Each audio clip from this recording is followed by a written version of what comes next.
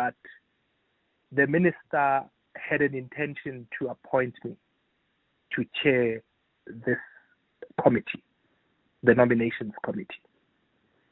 However, that was not finalized because I was not briefed by an attorney to undertake the task. And importantly, you will see from the sequence of events that my letter precedes the minister's statement. So in other words, when the minister wrote to the portfolio committee and said that I was the chairperson, she knew the true facts that I actually wasn't. So, and she also gave me a call before she issued that statement, in which I clarified to her. She said to me, people from her office tried to get hold of me.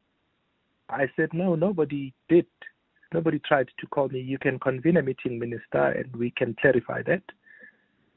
Nobody contacted me. But in any event, for me to be formally engaged, an attorney must confirm my appointment, because as advocates, whether you're doing a matter pro amico, pro bono, or a paying brief, you can't be engaged without an attorney formally briefing you. And these are the facts that, as you would see from the letter, they are there, and I made it clear to the minister when she called me. But that despite, she still issued the statement in the terms that she did, which she ought to have known that I was not a part of the committee. And if you're not a part of the committee, it means you, as the supposed chair, who would not have convened the meetings, one. But secondly, nobody would have contacted you in arranging those meetings because you have not been formally appointed. And for clarity, go on. So I found out, like everyone else, about the outcome of the process, who were the nominees, etc. I didn't have any dealings with this process, didn't see the documents, didn't deal with the process. I don't even know who was appointed as part of the panel. Until I saw the names, then it became clear to me that it means the department decided to do it internally and not to go ahead with the panel as perhaps the minister independent, I should position it. Yeah. But just for clarity's sake, yes, in the back and forth, you and her spoke, and you said, "But Minister, I'm not involved," and she still went ahead and put your name on a list that she submitted to Parliament, to the portfolio committee. Yes, because that's what I clarified to her. I said, Minister, you will see, because you already have this letter, I'm not going to ask you how you got it, but in the letter, I state that the upshot of this, and that's in paragraph 6, you will see there that based on all of these facts, you would know that the upshot of all of this is that you intended to appoint me to chair the committee, which intention never materialized. Now, if she has this on the 16th, before she issues a statement, and she has a discussion with me on the 17th, before releasing the statement, I don't know. I don't know how you then go ahead and say, I chaired this, but never attended the meetings. Because what remedies do you have? I mean, what recourse do you take on? Yes, you can go to the committee, but there's something my colleague Bongani Pingo just asked me now. You are seen as somebody who's credible. You are seen as somebody whose reputation is respected. You get mad in something like this, Advocate Mutau, to a point where the DA says, yeah, he's also conflicted. Terry Mutau is in business with the City of Johannesburg's Shared Services Department, and Loyiso Masuku, the MMC, has been appointed to boards. Already that taints your name, those kind of connections and those kind of allegations. Loyiso Masuku has given me a response yesterday, but the allegations are out there. What do you then do? Because you've spoken to the minister, she went ahead. As it stands, if you and I had not spoken, I would view you in a particular light. No, I understand. Look, fortunately, we have these platforms to state the facts. I mean, I don't intend to do anything other than to state what the true facts are. And maybe while I'm at it, let me deal with this thing that you've raised. I'm not even sure that people know that all I do is I'm an advocate. I'm not a business person. I have no business. I don't run tenders. I don't even tender for state attorney work. I don't do quotations for briefs. I don't do profiles. I'm not that kind of a practitioner. So I can categorically tell you I have no business with Emasuku or whoever.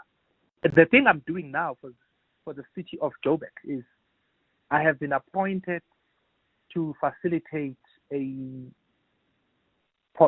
solution between SAMU, the South African Municipal Workers Union, and the CA in terms of an agreement that they concluded for the regrading of the municipality from grade 8 to grade 10. All I'm doing, I'm facilitating that to see whether an agreement can be reached and avoid a strike similar to the one that occurred in Joburg some time ago, that 5-month strike. That's all I'm doing, and even there, I'm briefed by an attorney. There's no tender or anything.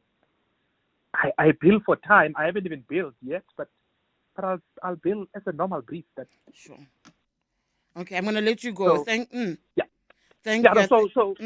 So that too is not accurate. But I mean, if the DA has got the queries or whatever, they can contact me. Maybe clarify it. All right. But I suppose it's a product of things like these that's flying around, because then people think you are susceptible to this way of doing life, and that's not me. All right. Thank you so much, Advocate. That's Advocate Terumutau clarifying there what happened. He's been listed as the chair of that advisory board by Minister Nobuhle Nkabane. He says none of that happened. I've got the letter that he's speaking about that he said it was leaked. I leaked it last night. And the letter, from what I could see, he makes it very clear that he did not assist her or her office in reviewing and assessing the nominations received for the appointments of accounting authorities per sector education and training authorities, that's SETA. He did not participate in the process. He neither received nor saw any information relating to the process. He goes on to say, I did not convene with any panel or panel members. And as you heard him there, he had spoken to the minister before she made those names public. So she still went ahead pursuing something that he says, but Minister, I wasn't involved. I didn't help you. And she still put his name in this. And then he also clarified some of those claims that the DA also made. I want to stick with this and very quickly bring in I'm going to take a quick break, and then I'm going to bring in the chairperson of the portfolio committee to find out what is the way forward. 702 Afternoons with Relebohile Maboja, 1 to 3 p.m. It must be extremely tough for surgeons like yourself who deal with these matters, because in as much as a psychologist is brought in, you are the one who has to break the news to the patient. Yes, so at times, yes. This is probably as hard to deal with as my taxes, because I'm not trained for these kind of things. I have to learn it along the route as I go through medical school, as I went through my training. I'm drawing on everything that I have, total life experience, and that then builds me into kind of a psychologist that has to sort of run the team. Dr. Ziad Mayet, lecturer in the Division of Orthopedic Surgery at the University of the Witwatersrand. 702 Afternoons with Relebohile Maboja. Let's walk the talk. The Maibuye E-Africa concert returns for its third electrifying edition this month, presented by Billy Monama in partnership with the Joburg Theatre. This musical experience takes place on the 28th and 29th June. The lineup features 6 show-stopping guest artists: Zoe Mudika, Judith Supuma, Malay Perita, and the iconic Soul Brothers, each bringing their unique voice to this powerful celebration of culture and identity. Tickets are available from webtickets.co.za. Zake is a good South African with a good electrical business. He lit up the neighborhood, literally. One small spark, one big legal nightmare. But Zake, calm as a cable. He had 1 million rand public liability insurance from just 250 rand a month from Budget Insurance. The damage was covered and his client sorted before his reputation went up in smoke. Visit budgetinsurance.co.za today for public liability insurance. Budget is a licensed non-life insurer and FSP. T's and C's online. Premiums are risk profile dependent and subject to annual review. Mbali's selfie game just went from this to this. Take your selfie game to A-grade level with the new Samsung Galaxy A56. Enhance your selfies by creating your own custom filter with intelligent visual editing. Simply open your camera, snap a pic, tap the filter icon, tap My Filters, then Create Filter, and ta-da! Your pic just went from 0 to 100. Galaxy A56. Awesome intelligence is here. The Money Show. Weekday evenings at 6. Confirmation from the Fédération Internationale d'Automobile, the organisation that oversees Formula One, that they've accepted proposals that would see Kyalami upgrade to Grade 1 status. They'll be able to hold a Grand Prix here. It's a significant move, Stephen, in that it allows us the pathway to then move on to get into Grade 1 status, bidding for Formula One and finally bringing Formula One in here. In Kobile and Glovo, there's a sports business expert. The Money Show on 702. 702. Let's walk the talk. The Money Show with Stephen Grootes is brought to you by ABSA CIB, proud sponsor of the Africa Energy Forum 2025. Your story matters. ABSA is a registered FSP. 702. Let's walk the talk on 92.7 and 106 FM. All right, so before the break, we heard from Advocate Terry Mutau speaking about that advisory panel, independent advisory panel that the minister had, and the minister claimed that he chaired, saying that he wasn't involved, that he had told the minister, even after finding out his name was included, he said, Minister, that's not true. I think there's a mistake. She then goes on to make it public, releases a statement with his name still, after he said, but I'm not involved. So I do want to hear now from the committee chair of the Portfolio Committee on Higher Education, Deboko, who's the committee chair, joins us now on the line quickly. Deboko, good morning. Welcome to Radio 702. The committee wasn't happy with the minister already, but now you hear this complication where Advocate Terry Mutau says, I wasn't involved. My name is being dragged into a situation that I was not a participant in, that I did not assist in any way. What would be your immediate reaction? Morning. Good morning, Philip. Good morning to the listeners of 702, and thanks for having us. I must clarify that I've seen the snippets of the letter that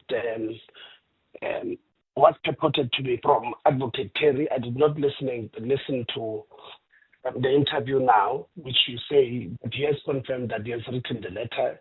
He was not part of that. I think if that is what I've heard is correct, then it's really worrying even more that the minister would have given us a document or a letter indicating that these are the panelists, and one of them has come out and said he was not part of. Luckily, in the meeting yesterday, we concluded or we resolved that we will write to all of them with an intention to bring them to appear before the committee, but we will write to them. I think the letters should be going out today before midday. All of them to clarify their participations, and we'll then take a decision on what to do once they've responded to all of us. She's already being referred to by the, I think at least the DA, to the ethics committee around the independence, because already you're not happy about that aspect of the advisory panel. What other recourse do you have? I mean, here's a minister, according to us, the public, in front of you as a committee, often fails to account. And even though you still need to do your due diligence and find out what the truth is, to us, here's a minister who's consistently lying and refusing to be held accountable. What other possible recourse, what other avenues are there to hold her accountable? Specifically, if the advocate is correct and that she lied about his participation and refused to even heed his caution that actually you're including me in this mix wrongfully. Yeah, I think it's good that you're saying that we will have to do our due diligence, but we do have recourse. I mean, I think we are empowered by the Constitution of the Republic of South Africa, Section 55, to hold the executives, the departments, and all national entities accountable. As far as misleading Parliament or furnishing Parliament with factually incorrect details, we are empowered by Section 17, subsection 2 of the Powers, Privileges and Immunities Act that details how to go about if that is the case. I mean, we can open criminal cases against people who come to Parliament and furnish us with factually incorrect details. So we are empowered by the legislation to do what it says we must do in instances where people come and give us factually incorrect details. All right, thank you so much. That's Tebo Kgolitsie, who's the chairperson of the Portfolio Committee on Higher Education in Parliament. We kind of have to adopt a wait-and-see approach, don't we? The minister lied. That's my reading from what Terry Muta was saying, that he even said to a minister, I wasn't involved. You know I wasn't involved. Nothing came of the initial approaches for me to participate. There was no legal letter. I did not assist you or your office in this regard. Yet she still comes out to the public and says that, goes to Parliament and says that. Voice notes on 072 7021 702. WhatsApps and voice notes there. 011-883-0702 for your calls. Good morning, Tidi. Hope you're well. Tidi, you see, this minister, she's really going to be a problem to all of us. And I don't understand why doesn't the president just fire this woman? Clearly she's incompetent. Clearly she does not respect our laws. She does not respect our parliament where she's supposed to be accountable. Just fire her, man, and then find someone else to do the job. She's really incompetent. The problem with her, it's the love of food than the love of her own job. That's where the problem is. She must go. Yeah, she must go. On the WhatsApp line, good morning, CD. So, to simplify this matter, Minister Nkabane lied to the committee and South African citizens. She must resign with immediate effect and not be reshuffled anywhere. That's WCLA in Midrand. WCLA, I think you're echoing sentiments many people have said. When I posted the letter yesterday, a lot of people were saying, but what does this say about our minister? It's one of those questions where you left completely baffled. I also want you to think about another thing I want you to weigh in on is the F1 Kyalami circuit.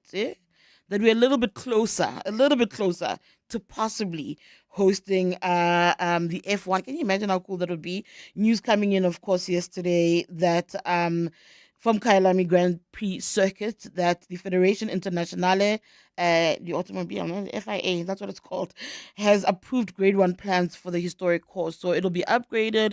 That gets us, I think, a step closer. We would love to host it. Somebody said to me, where? In Cape Town? I said, no, it must come to Gauteng. It's really, really exciting news. So an F1 accredited circuit and what that could mean for us. What are your thoughts on that one as well? But for now, those Fiso has your headlines. Thanks, Siri. Good morning. Advocate Teremutau has set the record straight about his alleged involvement in the controversial appointment of what is supposed to be an independent advisory panel. Higher Education Minister Nobuhle Nkabane says that Mutau was meant to chair the panel, assisting in the selection of SETA board members. Nkabane is in hot water with Parliament's Portfolio Committee on Higher Education for allegedly misleading them about the composition of the panel. Mpumalanga police have confirmed that another suspect has been arrested in connection with the murder and kidnapping of journalist Aseri Ndlovu and his partner Zodwa Mdluli. The couple went missing in February this year, and their remains were only positively identified last month following DNA tests. And at least 32 people have been injured in Israel after Iran launched a barrage of missiles this morning. Iranian news agency Fars says the missiles roared over Tel Aviv and other places. A direct hit has been reported at a hospital in the south of Israel. And those are the headlines. This EWN and more at 10 or as it happens. EWN Traffic. Well, we still have got delays on the N3 North. That's between Marlborough Drive and the Buccleuch interchange. If you're traveling towards Midrand, delays on the N1 North already between Buccleuch turn off and Allendale Road, while on the N1 South, some roadworks taking place right near Olifantsfontein Road, causing delays. There's also roadworks in Tembisa on the R21 North, causing delays towards Olifantsfontein Road. Please be on the lookout there for men and women working with the road. And if you're traveling in the Crown City area, delays along Main Reef Road. This is between Crownwood Road and the M2 exit. I'll have more updates for you, but if you see anything else on the roads, please do share those reports with us. We are on X at EWN Traffic. There's more EWN on air, online, and on the EWN app. Experience the passion, drama, and elegance of Carmen with Mzansi Ballet at the Peter Torrens Monte Cassino Theatre from 11 to 29 June. Get ready to be mesmerized. Mzansi Ballet is a dance company that identifies and cultivates young South African talent. The company brings together these emerging artists with seasoned professionals to create performances that authentically convey South African stories while respecting the cultural and historical aspects of classical ballet. Get your tickets now at Web Tickets or Pick and Pay. 702 listeners can enjoy a 50% discount on top tier tickets for Carmen by simply entering the code 702 at checkout. Dear Journal, trying to be an adult, day 3274. Every time I go to a fancy birthday dinner, I'm reminded I'm just 5 fancy birthday dinners away from financial ruin. Note to self, don't make any more born in June friends. Recently removed from the family payroll. Get covered at pineapple.co.za. It's like 570 Rand a month, so it's 100% the insurance for you. Underwritten by Old Mutual Alternative Risk Transfer Insurer Limited, a licensed non-life insurer and authorized FSP. Premiums are risk profile dependent. Some walks are just for exercise, others for leisure. But this walk is for something greater. It's team building. This July, you won't just take a step, you'll take a stand. You'll walk through history. You'll walk with it. On Sunday, 27 July, the 702 Walk the Talk, hosted by Freedom Park in the city of Tshwane, returns. It's a route that winds through the heart and soul of our capital city, from the sacred grounds of Freedom Park to the powerful steps of the Union buildings. Choose the 8-kilometer for those walking strong, the 6.7 kilometer in honor of Mandela Month, or the 4-kilometer for families and first-timers. Entries are 360 Rand for adults, 200 Rand for children under 12. Enter now on primemediaplus.com. 702 Walk the Talk, hosted by Freedom Park in the city of Tshwane, is where footsteps become footprints. Join us. Let's walk the talk. This is 702. 9:34, the Clement Manyathela Show. CD Madia standing in for Clement. It's the open line. Whatever you want to bring up, whatever you want to discuss, we're here for it. Let's have the conversation. Tulani in Centurion. Hi, good morning to you. Good morning, Sidi. The last time you were standing in for Clement, we spoke about the issue of Floyd. I told you what was going to happen. Yeah, no, but I told you, Sidi, that Floyd was going to resign. I said Floyd was going to resign, and Floyd is going to start his political party. And I think you disagreed with me on the part I disagreed on the party at the time. Yes, I think that is definitely what's going to be happening today. Trust me, I think that's what's going to be happening today. And I was saying to your producers, Sidi's going to eat humble pie for the first time. She disagreed with me, and today it's going to happen. Now, on the issue of this minister, Sidi, you've been a political reporter and journalist for a very long time. You know very well, however gross the misconduct could be, however gross the misrepresentation could be, however stinking the lies could be, nothing's going to happen to that lady. Trust me, nothing's going to happen to that lady. I think we're going to disagree again. She's going to go to the Parliamentary Portfolio Committee. She's going to display arrogance beyond measure. She knows she is protected. She knows she's been appointed by the president, and only the president can remove her. I doubt Ramaphosa will ever do that. If we were dealing with a maverick like Jacob Zuma, perhaps he was going to do some reshuffling.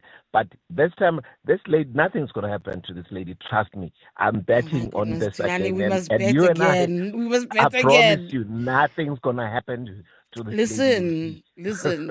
I hardly lose bets. And yeah, I'm going to say something is going to happen to this minister. Because... Okay, Tulani, first of all, let me say this to you. First of all, I'll take my L on the party bit at the time. I don't remember. Yeah. I'm hardly ever wrong, Yeah. but okay, I'll Yeah. take my L there. But on Yeah. the minister, part of what I've been saying to everybody is that this is about 2027, and no one's hearing me. That if you look at the board appointments, they're in line with a faction in the ANC. No one's hearing me. And every time I say her apology or whatever she says in the public is happening and she says it's stakeholders, I'm like, it's not stakeholders, it's the president on a case because she's not their person. And so every time I say to you, this minister is moving in a particular direction. And I think in the end, when the dust settles, if she gets into trouble ultimately, the people who she's doing this for aren't going to defend her. That's the honest truth of that picture for me. Does that mean that the minister gets into trouble, reshuffled, or removed? I think she's most likely to because of those factional considerations. There's this unfortunate thing that happens with our politics and government where they intersect. And sometimes what is sacrificed is what South Africans deserve at the political altar. And she, I think, is in line to be sacrificed. But Tulani, I'm gonna let you go. Thank you. You'll try win this bet later. We only have to see. Thank you. That's Tulani out in Centurion. Says I'm wrong. Speaking of Floyd Shivambu, yes, he's got an announcement today at 12. We agree, Tulani. Is a political party is definitely on the cards. I've also been saying it for some time. So my reading of the Floyd Shivambu situation is this. One, he's going to tell us why he was demoted in the MKP. He's going to clarify, at least from his point of view, why he's no longer the Secretary General.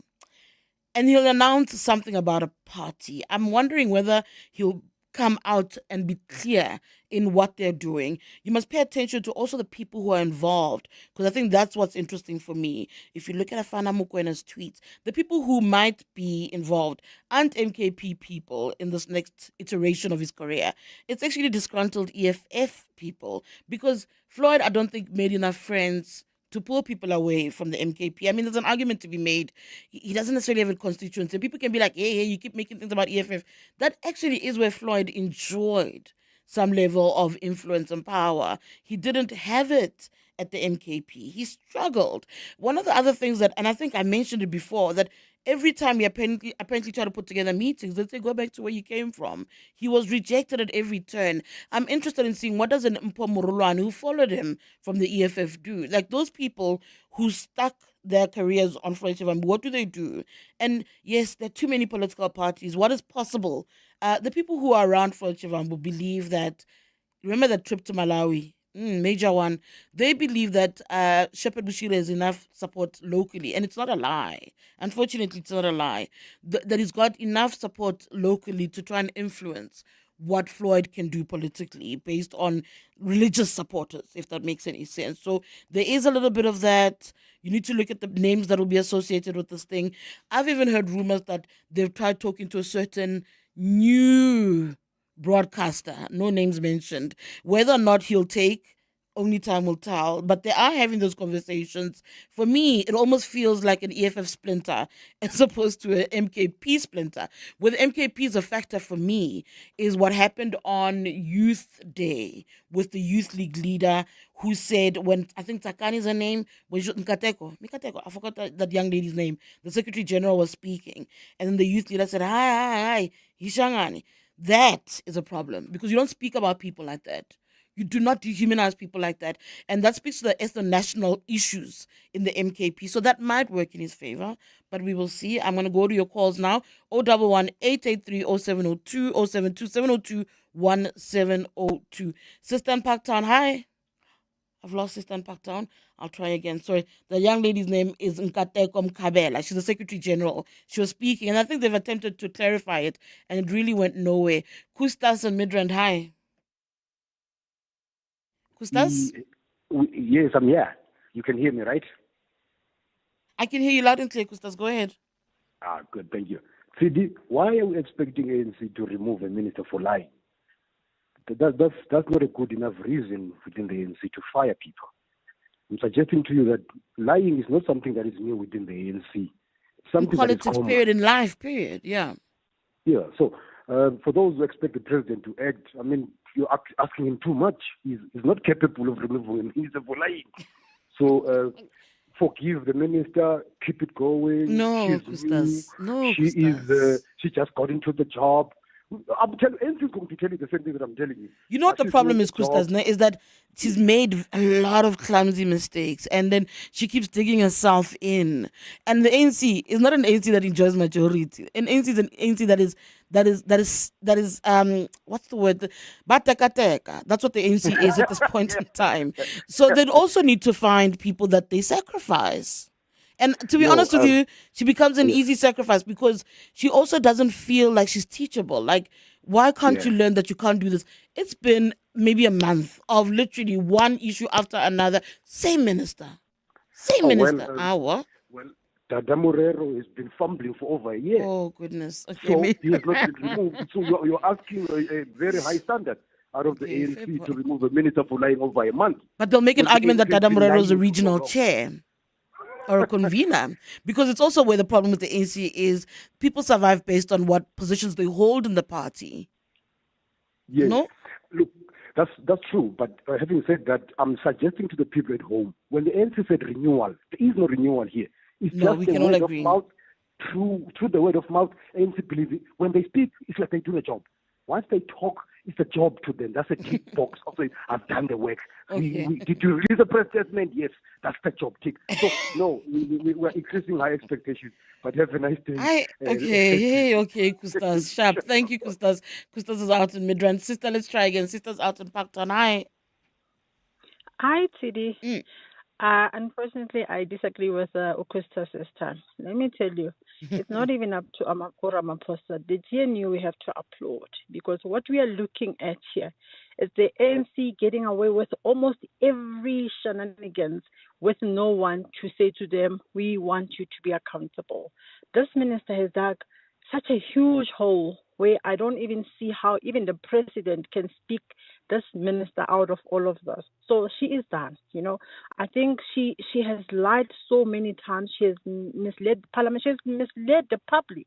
And that's the disregard, just by coming out there and saying all these lies and putting people's names, putting ghosts in where ghosts are not. So Ramaphosa this time, he's going to be, Ramaphosa is not the president like Zuma. Zuma, he was crazy, that man. However, Zuma acted, whether we agreed with him or we didn't agree with him. When he felt somebody is out of line and he wanted to get rid of, or the public was speaking, he was decisive. And Ramaphosa, because he lacks that, it's a good thing that the GNU is there to say to him, act on it. Because when the parliament says act on it, the public says act on it, then that noise will push Ramaphosa to act and do something about it. That's why you see, just quickly on Floyd.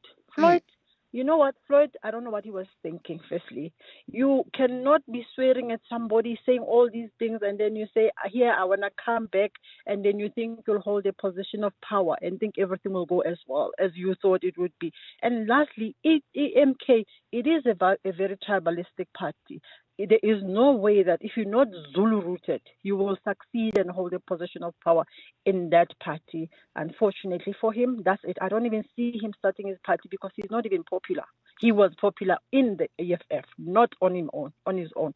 TD. Have a lovely day, and thank you for a lovely show. Thank you. That's Sister out in Parktown. We'll take a quick break. After that, I'm coming back to your voice notes and WhatsApps. 702 delivers on the matters that matter to you. My name is Sipati. I'm from Boxbeck. What I love about 702 is that it exposes us to the global community. So at the moment, if you are locally in South Africa or Africa, you get exposed to the US, the UK, because of the international exposures that we have. So thank you very much, 702, for exposing some of us who have never been out there in the world, but we see the global world, the global community through your eyes. Thank you, 702. Big ups. Thank you for sharing your thoughts, so we can deliver more on what matters to you. 702 listens. Let's walk the talk. Need the right tools to run your small business with Nedbank? You get the latest Visa, MasterCard, and Amex accepting card payments device delivered to you within 48 hours. Enjoy getting your payments straight to your Nedbank account on the same day. Plus, you could get 100% back on the purchase price of the device. Apply on the Nedbank Money app today. Join the bank that's best for you, small business. for your small business. Netbank licensed financial services and registered credit provider. T's and C's apply. Mom, Dad, you're not gonna believe this. What's up, bud? Luke's family has a kitchen. Okay. Like a real one, with knives and a sink for dishes. His mom was just standing there, making food with her hands. There was a fridge full of vegetables, even broccoli. Not broccoli. Oh, the horror. Who needs a kitchen? Simply spend 200 Rand or more and you could win Simply Asia for a year. T's and C's apply. Simply Asia, connecting the Thai way. 702 is heading to Freedom Park this Saturday, 21 June, and you're invited. Join us for a special broadcast with Gugu Mhlungu and Kenny Maestri as they take in the beauty, the views, and the stories of Freedom Park. It's the perfect family outing ahead of this year's 702 Walk the Talk, happening on Saturday, 27 July. To join Weekend Breakfast with Gugu Mhlungu and 702 Music with Kenny Maestri, email us at contact at 702.co.za to reserve your spot. 702 Walk the Talk, hosted by Freedom Park in the city of Tshwane. Let's walk the talk. 702. All right, going to some of your phone calls and your WhatsApps. 011-883-0702 if you want to call in. 072-702-1702. I see you, Amy, on the F1. I'm going to tell you what Amy's saying very quickly before I come to you, John. Just hold on for a second. Amy says, F1 is an incredibly expensive sport with entry-level tickets costing more than 2,000 Rand per ticket. Who'll attend an F1 event at Kyalami? Will Europeans and Americans travel to the F1 in Joburg? I think it's a wonderful idea, but question is sustainability, given the high cost of entry for most people who watch the sport. That's Amy. I think that's a very important point. It's about the cost as well. How do you sustain it? You know, we are excited. We're one step closer, but what does it mean? Thank you so much for that. To more of your calls, John in Newlands, good morning. Good morning, TD. Look, man, this time around, I don't necessarily agree to you. I know you can foretell future, But wait and see. The doctor now is going to be parachuted to a more senior position. She's likely to go to the president's office. We expect her to be fired, but I'm telling you, let's wait and see. Hence, I started, this comment by saying that I trust your judgment, but you know how they operate. You mess up, you are elevated. You mess up, you are elevated. You tell the truth, you are fired. Thank you very much. Thank you. That's John out in Newlands. I mean, it's so devastating when you're a political party, and that's what people think of you. They don't see anything, any redeeming qualities in how you function. In a moment like this, society should have an expectation that you'll act in the right manner, that you'll hold people accountable. But listen to the callers. Listen to the sentiments. And you hear more of your voice notes. I think at this point nobody cares about what Floyd Shivambu has to say. So either he stays with the MK or he finds a job somewhere else, because his political career is gone. We've seen this movie way too many times before. I think that was just get back from Zuma, from all the times that Floyd terrorized Zuma under the EFF. So it was payback time. But when you were engaging Lukhona, I didn't get in that Lukhona was overrating Floyd. See now what is happening. I really, for me, Floyd's political career has been thrown into the dustbin of politics. I don't see him coming back. Of course, I've mentioned also that it's said that we see those who started political parties wanting to clinch to power, not wanting to have someone succeed in them, of which is killing our politics. That is the sad issue, Mushere. Bye. Thank you so much, Mushere. Yeah, it's one of those things. There's a weird theory. I'm just throwing it out there. People believe that there's a grand thing at play between Floyd and Julius, and that one day they'll come back together. And I was like, I don't know. The thing is, politics is unpredictable. 011-883-0702 for calls, 072-702-1702 for voice notes and WhatsApps. Hi, Chili. Good morning, and good morning to the good team there. That minister must resign, or Cyril must fire her, or Mbalula must do his job and recall the minister. Period. We can't have people who are lying, with straight face to the whole nation within Pretoria. Good TD, good 70 Landers, Abraham in Florida. TD, I think the worst thing that can happen to the minister is that she will be reshuffled and placed in another ministry so that she can continue being arrogant and undermining the parliament. Thank you, TD. Good morning, Teddy Matia and your 702 team. This is Elton Gordon from Pinetown in Etigwini, KZN. I was listening to your show yesterday, Teddy, and you used a word called consequence management. And the ANC is no longer the African National Congress, but it's the ANC called absolutely no consequences. We were promised a new dawn in 2017, and all I see is a president who's too busy worried about managing ANC factions than about being decisive. South Africa is in a crisis in terms of crime, in terms of inequality, in terms of poverty. You need a decisive leader with a backbone. And unfortunately, we've given 9 years in office to Cyril Ramaphosa. And for me, he's not that type of leader. Thanks for a great show, guys. Thank you so much for all your thoughts. Kabelo from Boxburg says the minister during the sitting said due to the Poppy Act, she has to get permission from the individuals. Get permission from the individuals, but yet she continues to publish the name of Terry Mutau without his permission. Never mind that. Without his involvement. He did not participate. He didn't do this for you. He didn't help you. He didn't pick names. He didn't sit down for meetings. Yet that's what you do. Hear more of your voice notes. TD, F1 is an extremely expensive sport to host to start with. Tickets are expensive to start with. And number two is there are European countries that don't really want it anymore because it's just too expensive to host. So, I think the minister just jump on bandwagon. Sometimes he doesn't understand himself what's going on. But there are more important and pressing issues to address than hosting an F1. We shouldn't run around being the first minister to bring the F1 to South Africa back again. This is Papla from Easters. Thank you, Papla. You know, I was speaking to the Deputy Finance Minister, Asha Surapan, for my podcast, Politicking, yes, shameless plug, the other day. And he said, the thing about ministers is they like to cut ribbons.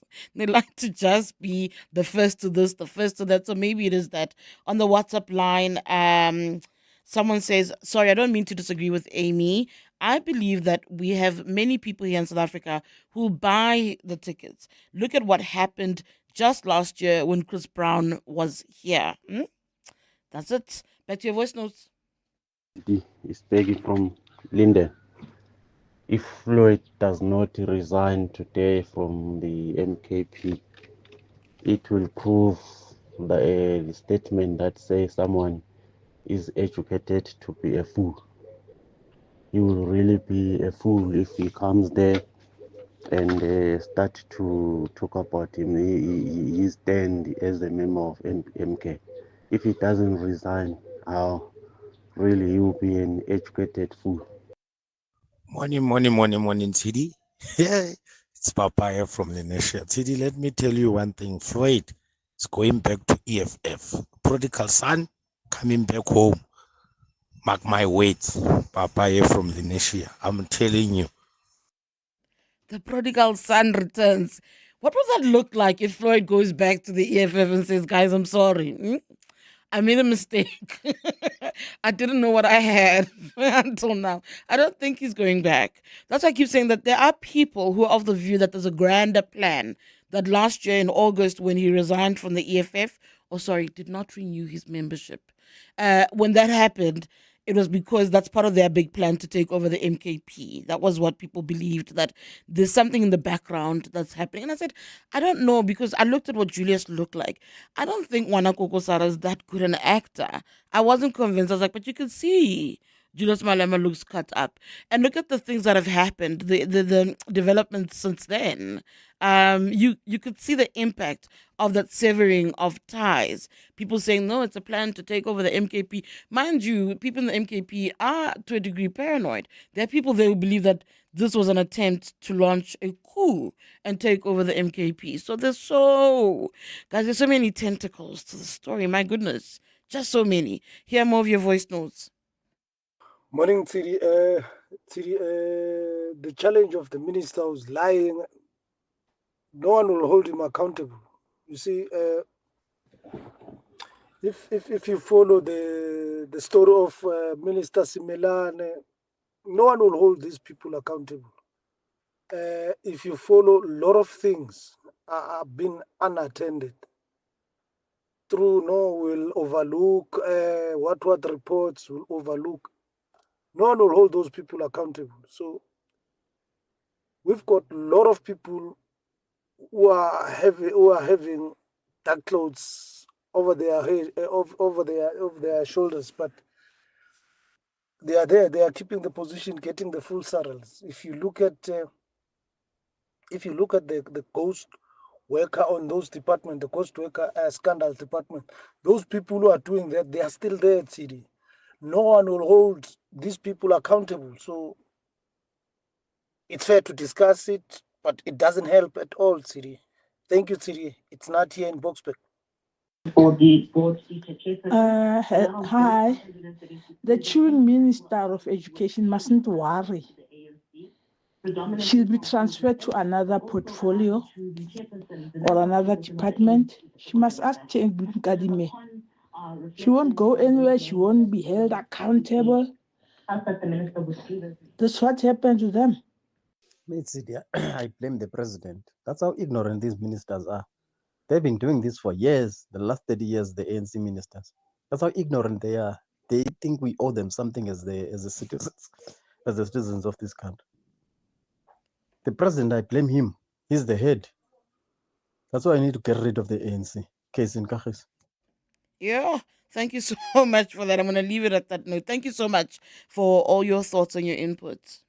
Kickstart your small business with a starter bundle from Nedbank. Enjoy free transactions for 6 months, including free cash deposits and withdrawals and a free debit card with easy digital access and a dedicated banker to guide you along every step of the way. Open a Nedbank starter bundle with SA's best bank for SMEs. Apply on the Money app today. Nedbank. See money differently. Nedbank is a licensed FSP and credit provider. T's and C's apply. Step outside of the everyday and into a dream. South African Airways flies direct to Perth 5 times a week, opening the gateway to all that Western Australia has to offer. From sun-drenched beaches and ancient landscapes to world-class wine and wildlife, Western Australia is ready to amaze. Book your flight to Perth now at flysaa.com or contact your travel agent today. SAA is ready to take you where wonder lives. This is EWN. Good morning, I'm Sfiso Zulu. Advocate Terry Mutau has set the record straight about his alleged involvement in the controversial appointment of what is supposed to be an independent advisory panel. Higher Education Minister Nobuhle Nkabane says that Mutau was meant to chair the panel, assisting in the selection of SITA board members. Nkabane is in hot water with Parliament's Portfolio Committee on Higher Education for allegedly misleading them about the composition of the panel. The committee had raised concerns that the purported chairperson of the panel did not attend any of its meetings. Mutau says while he was approached for the role, nothing was finalized. When the minister wrote to the Portfolio Committee and said that I was the chairperson, she knew the true facts that I actually wasn't. She also gave me a call before she issued that statement. For me to be formally engaged, an attorney must confirm my appointment because as advocates, whether you're doing a matter pro amico, pro bono, or a paying brief, you can't be engaged without an attorney formally briefing you. Judgment is expected to be handed down in the Johannesburg High Court today in a case of a woman accused of raping and killing her stepdaughter. Amberly Hughes was arrested 2 years ago after 4-year-old Nada Jane Chalita's body was found in a bathtub in their home. Hughes, a former preschool teacher, has pleaded not guilty to all accounts. Ntokozo Khumalo reports. Amberly Hughes was allegedly the last person left in the house with the little girl on the 23rd of January 2023. Hughes was charged with the rape and murder of the 4-year-old. Child protection activist Robin Foster says some of the evidence in the case suggests that the little girl endured sexual assault for a long period. If Amberly Hughes is found guilty, then that nature, that torturous part of her life, because it wasn't just one incident. The forensics found that there was existing evidence that she had been sexually abused before. And what that tells us is that this child had effectively been tortured over a period of time. Foster says that this case has now highlighted the need for female preschool teachers to be thoroughly assessed. Ntokozo Khumalo, Eyewitness News. Mpumalanga police have confirmed that another suspect has been arrested in connection with the murder and kidnapping of journalist Aserin Ndlovu and his partner Zodwa Mdluli.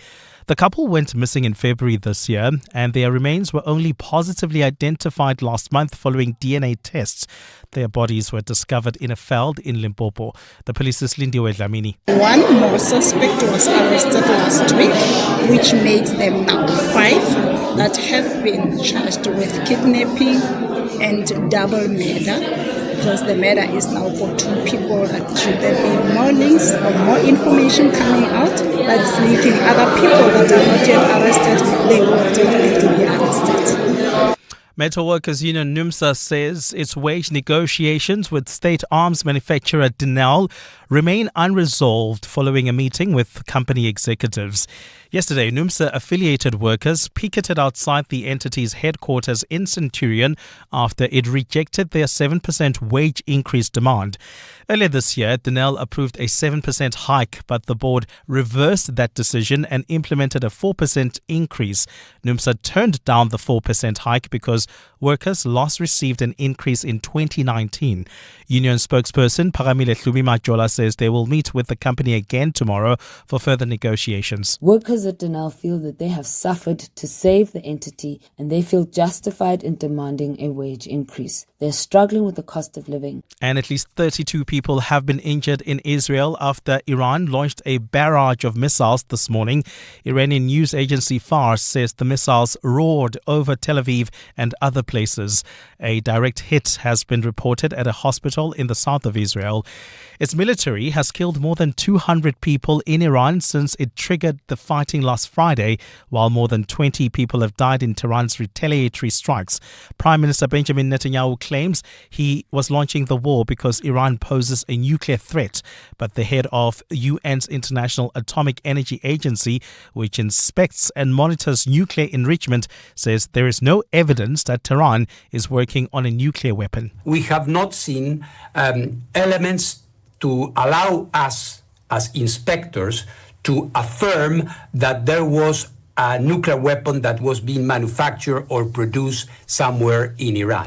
Gold is trading at $3,355.93 an ounce. The rand is at 18.10 to the dollar, 24.27 to the pound, 20.67 to the euro. Brent crude oil is at $76.82 a barrel.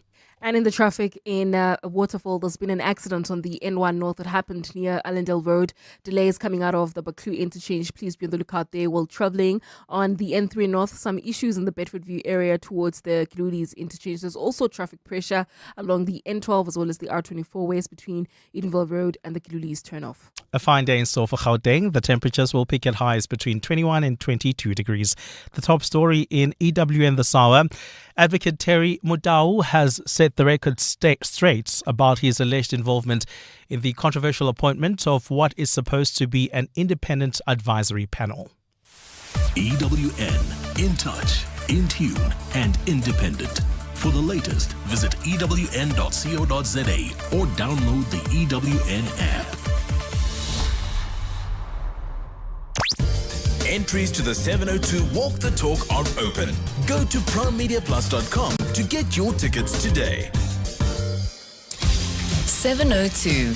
Live On the Prime Media Plus app. DSTV channel 856, 92.7 and 106 FM. Let's walk the talk.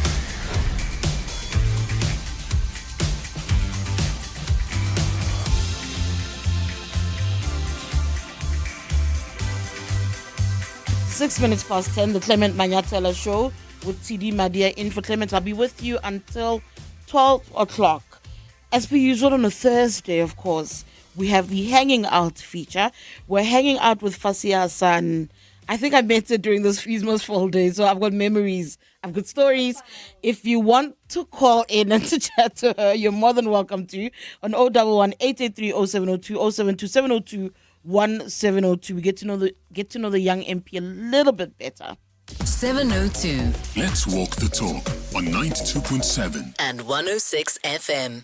All right, so today I get to hang out with what I think really, if I remember those Christmas fall days, a young firebrand, if you may.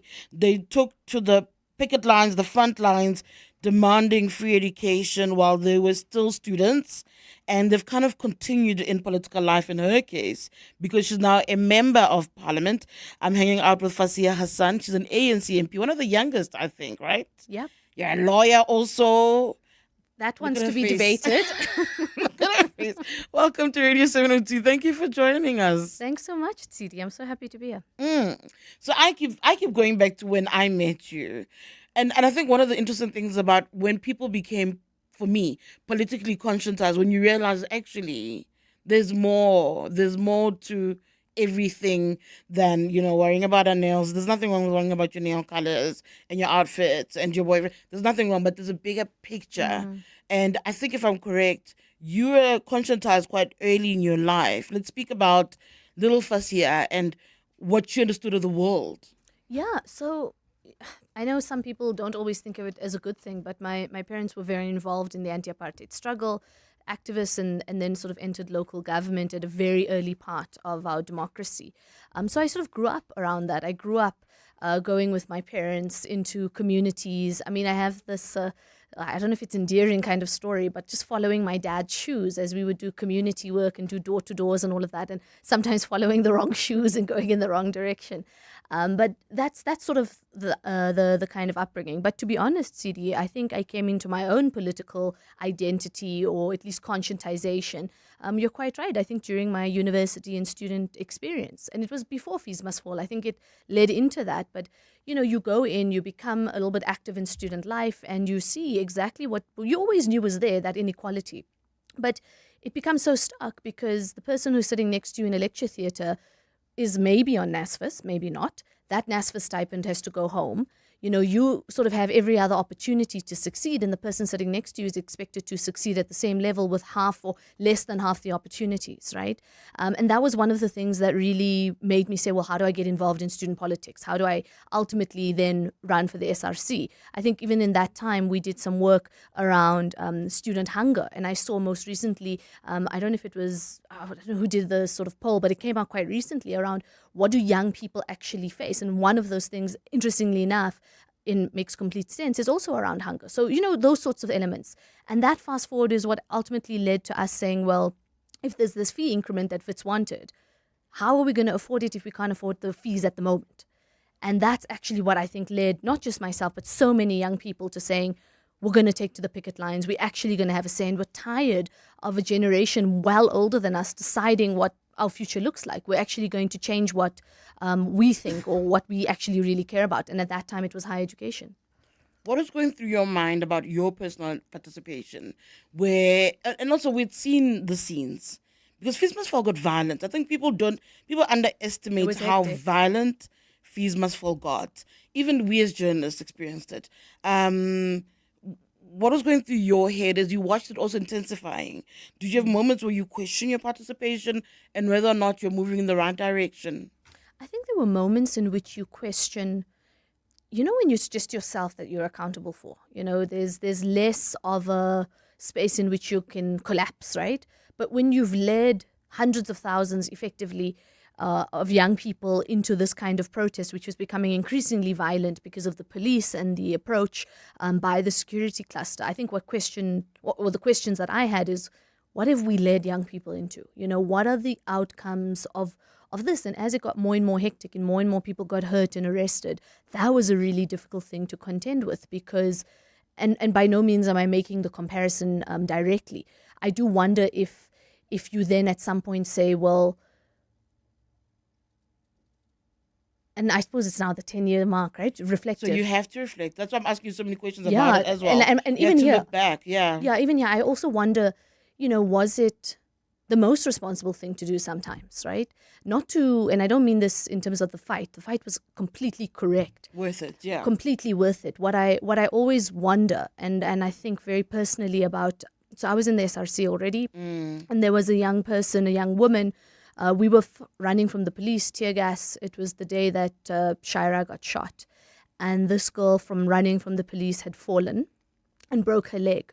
And of course, she couldn't continue running. I mean, she had broken her leg. And we were trying to help her. People were like... It's not when the stun grenade went off in front of... I think on the one side of... It was outside in the Brum Street. That was a bit different. But this one was not far from Flower Hall. It was on Wits campus. And the police were really, really heavy-handed. And later on, we took her to Charlotte Maxeke Hospital.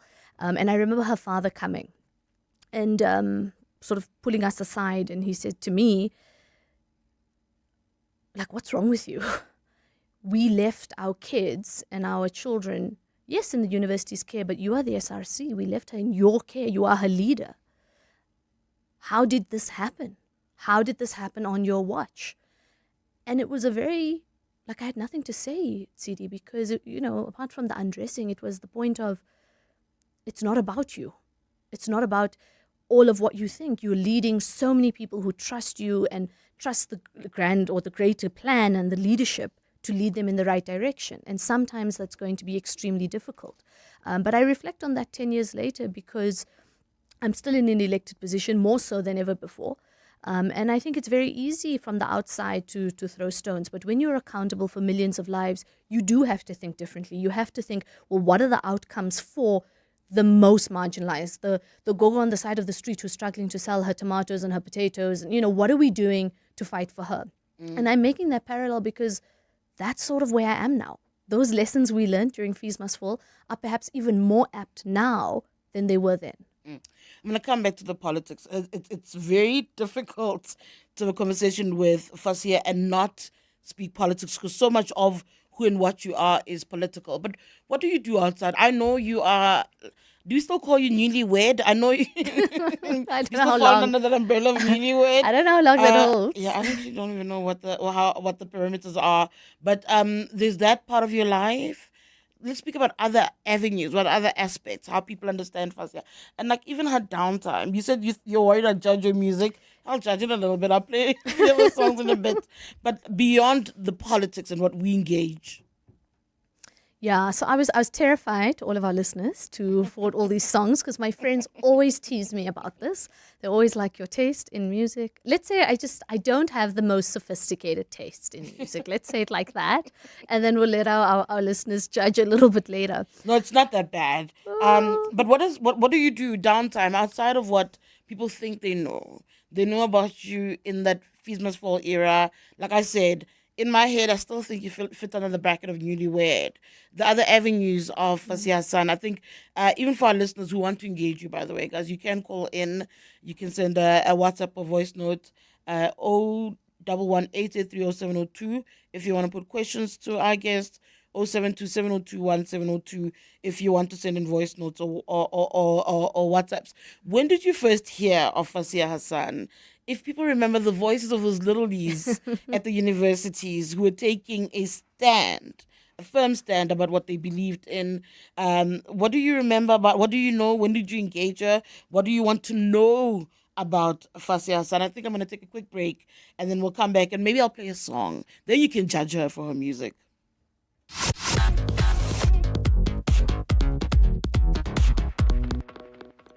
With Youth Employment Service, your business doesn't just tick boxes. You shift real lives, you build real futures. Communities feel it, and so does your business. That multiplier effect is real, it's measurable, and it starts with you. Yes has created over 188,000 full-time quality work experiences when you hire youth. You multiply that impact, create youth jobs, and help the youth become active in the economy and your business. Make this Youth Month count. One job, countless futures. Visit yesforyouth.co.za and join today. Your workday calls for more capability, more grit, more getting it done. Your weekends demand more freedom, more pushing the boundaries. And the all-new GWMP 300 Bucky is where it all comes together.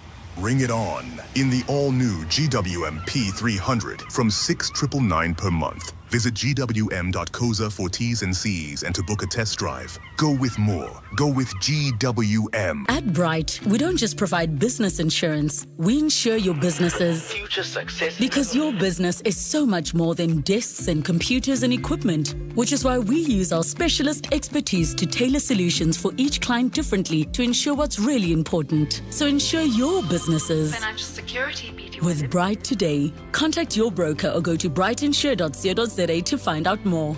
Bright, approach risk with purpose. Bright is a licensed insurer and authorized FSP.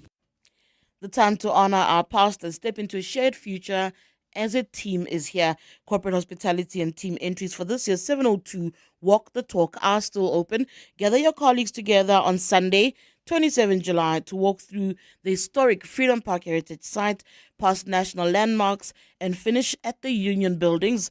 To book hospitality, email hospitality@raceoffice.co.za. For corporate entries, visit primemediaplus.com. 702 Walk the Talk, hosted by Freedom Park Heritage Site in the city of Tshwane, where footsteps become footprints. 702 Let's walk the talk on 92.7 and 106 FM. We're hanging out with Fasiha Hassan, one of our youngest, I think, members of Parliament. The born-free generation is now in the National Assembly, if you may. These are the representatives that we have. She is an ANC MP. Fasiha, you sent me a song list. You worry people are going to judge you for your music. Before I ask you about other things, do you want to pick or should I just? Maybe let me pick. Okay, pick so that I can just shudder in horror on the side. Look, I like the music. I just,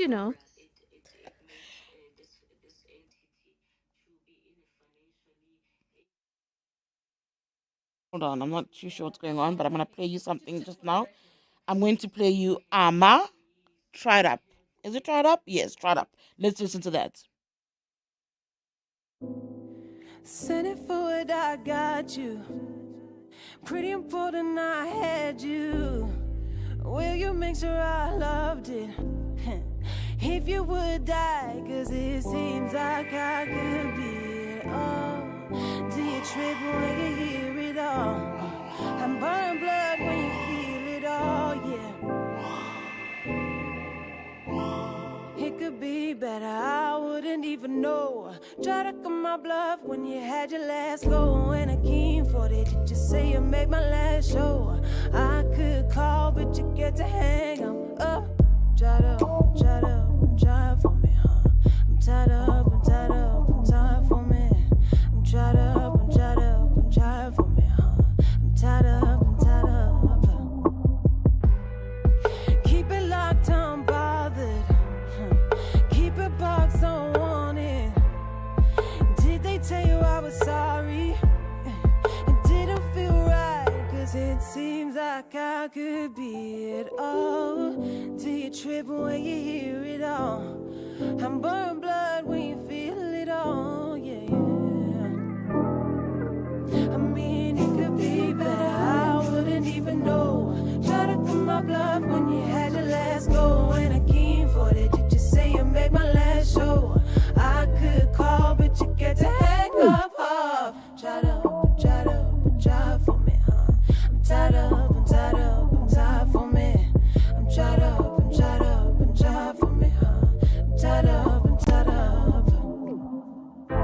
Stand on your motorbike, and for the most part, I don't lie. That was just crowded nights, that was just crowded. Did you predict how that was darkened? Did you try and see it for me?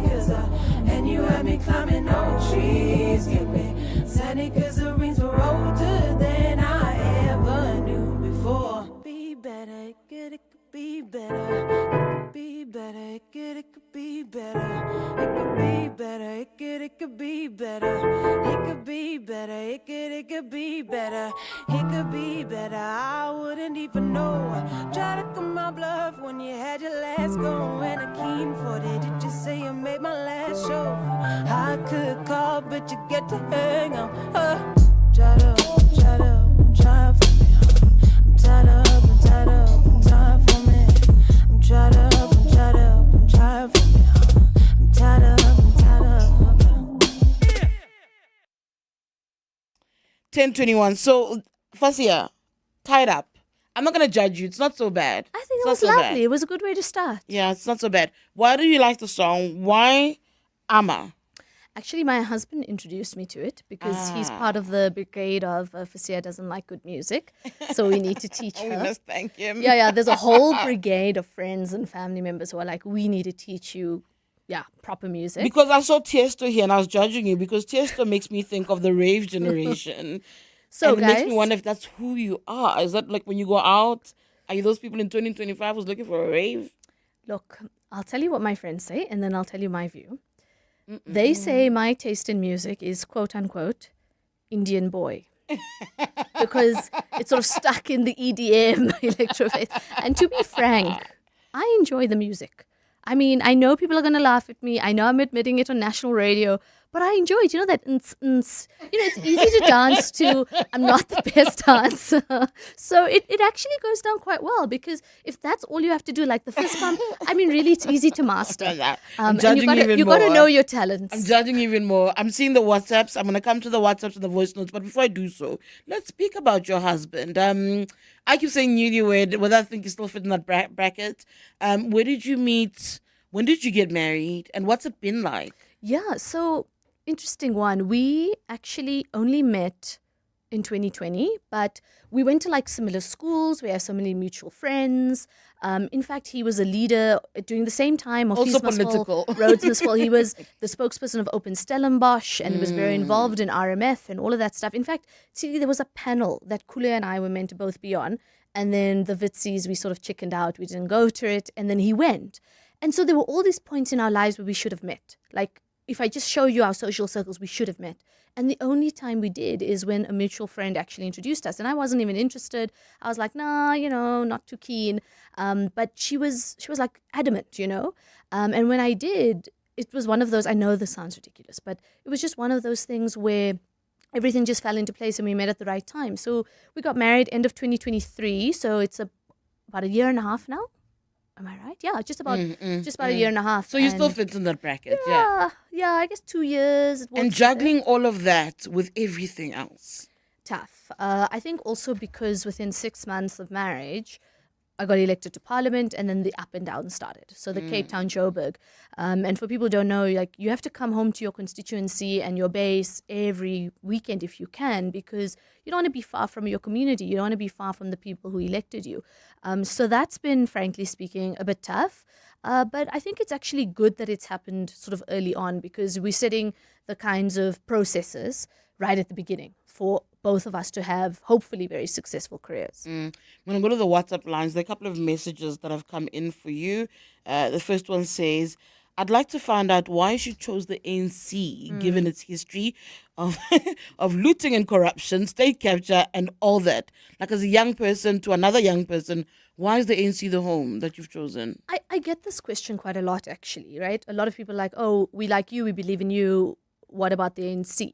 And to be honest, Sidi, I still fundamentally believe that the ANC is the vehicle for change. I'm not running away from the fact that there are challenges and there are flaws in the organization. But you can call me a masochist or a sadist, but I fundamentally think that our generational mission is to clean up the ANC.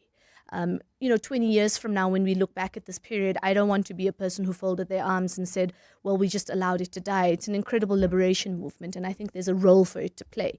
But I'm also the kind of person who doesn't run away from a challenge or a fight. And I feel like if enough of us leave, there's nobody to stare down the bullies in the playground. One of the things about some of the very nefarious elements that we're trying to get rid of is they don't expect anyone to square them down, stare them down in the face.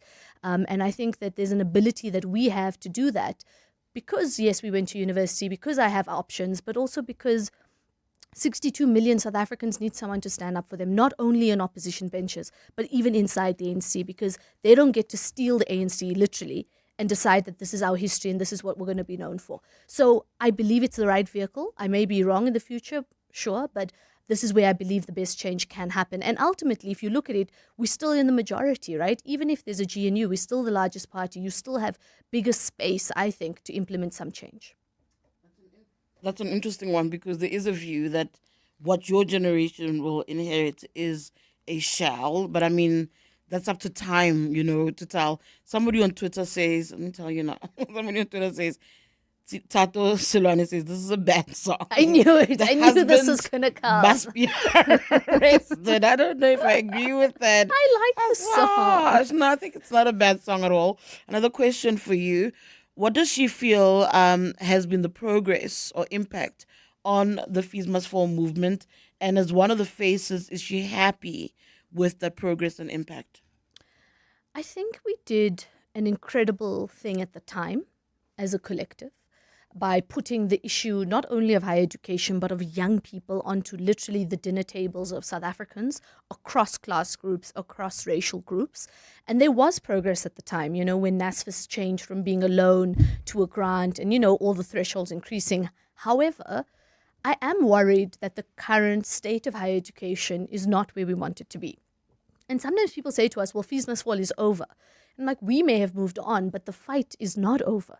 Until we have a free, decolonized education that is completely accessible, that, serves the needs not only of the economy, but of our people, Fees Must Fall is never going to be over. It may not be us, it may be different people and different faces, but that struggle continues. So the long and the short of it is I think we've moved the marker, but I by no means think that we're done. And I am a little bit worried that maybe there's some regression that may have occurred since then. And also, it's 10 years, right? 10 years since then. I think we do need to reflect on what has happened and what hasn't.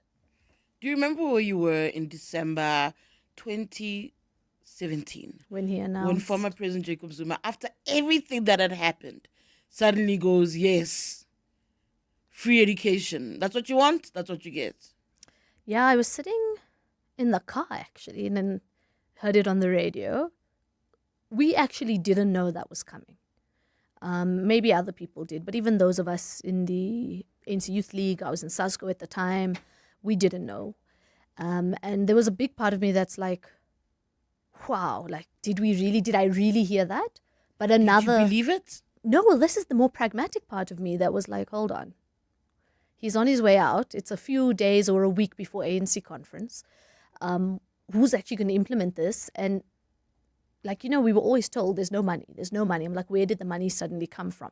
So that was a more pragmatic part. But actually, Tsiri, what that did, to be honest, is it forced government to make some sort of contingency measure. And what that did at the time, I was in the South African Union of Students, the national SRC body, SAUS. We were then able to go to the department and National Treasury the following year in January and say, hold on, you can't run away now. The president made an announcement. It's public. You owe it to millions of young people to find a way, And that, to be fair, really did help, in my opinion, move that marker in a structural way. So beyond the conversation, beyond just universities, but at a point in which we could bring it forward. And I think even now, even higher education, the PC, the portfolio committee, people are watching, they're interested. And I think that also comes from that time period, because you can't ignore the fact that, yes, it's a ticking time bomb, but you also can't ignore the fact that our future sits there. It's true. Our future sits there. I don't know if they're watching for the same reasons. I remember people feeling that the former president handed the ANC a Molotov cocktail. That's all I thought. It's 10:30. Mr. Zulu's got your headlines. We'll be back with Fasiha after this. Sidi, good morning. Advocate Terry Mutau, the man named as the chairperson of the panel selecting Sector Education and Training Authority board members, says his appointment never materialized. Mutau has been drawn into controversy surrounding Higher Education Minister Nobuhle Nkabane, who was instructed by Parliament to disclose members of her SETA board selection panel.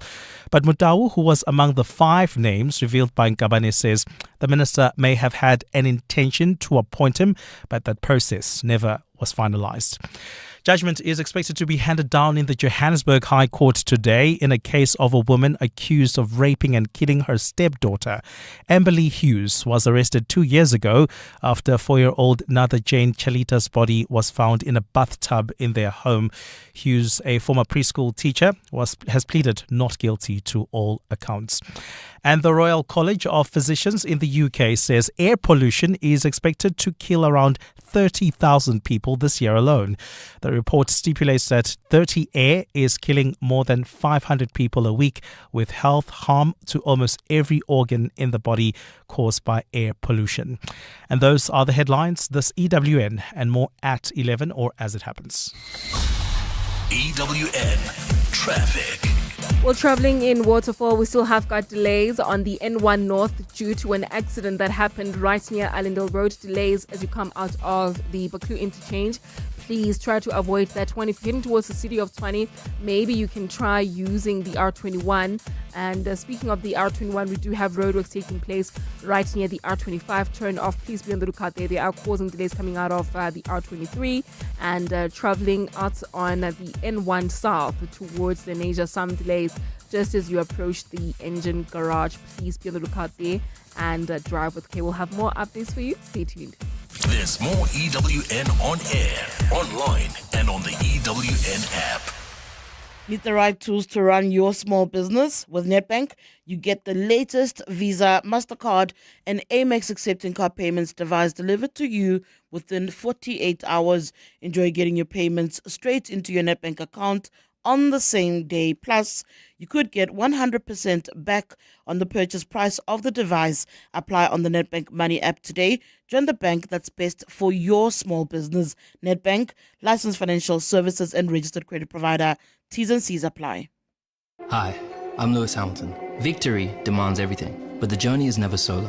My team carves the way, data and innovation are my compass. This is how today's champions are made. Drive your success and trade like a champion. CFI, a global leading broker now in South Africa. Access over 15,000 instruments, advanced trading tools, 24/7 support, and superior trading services. Visit cfi.trade today. CFI Financial is an authorized financial services provider. CFI, empower yourself. You could binge watch a third season this weekend.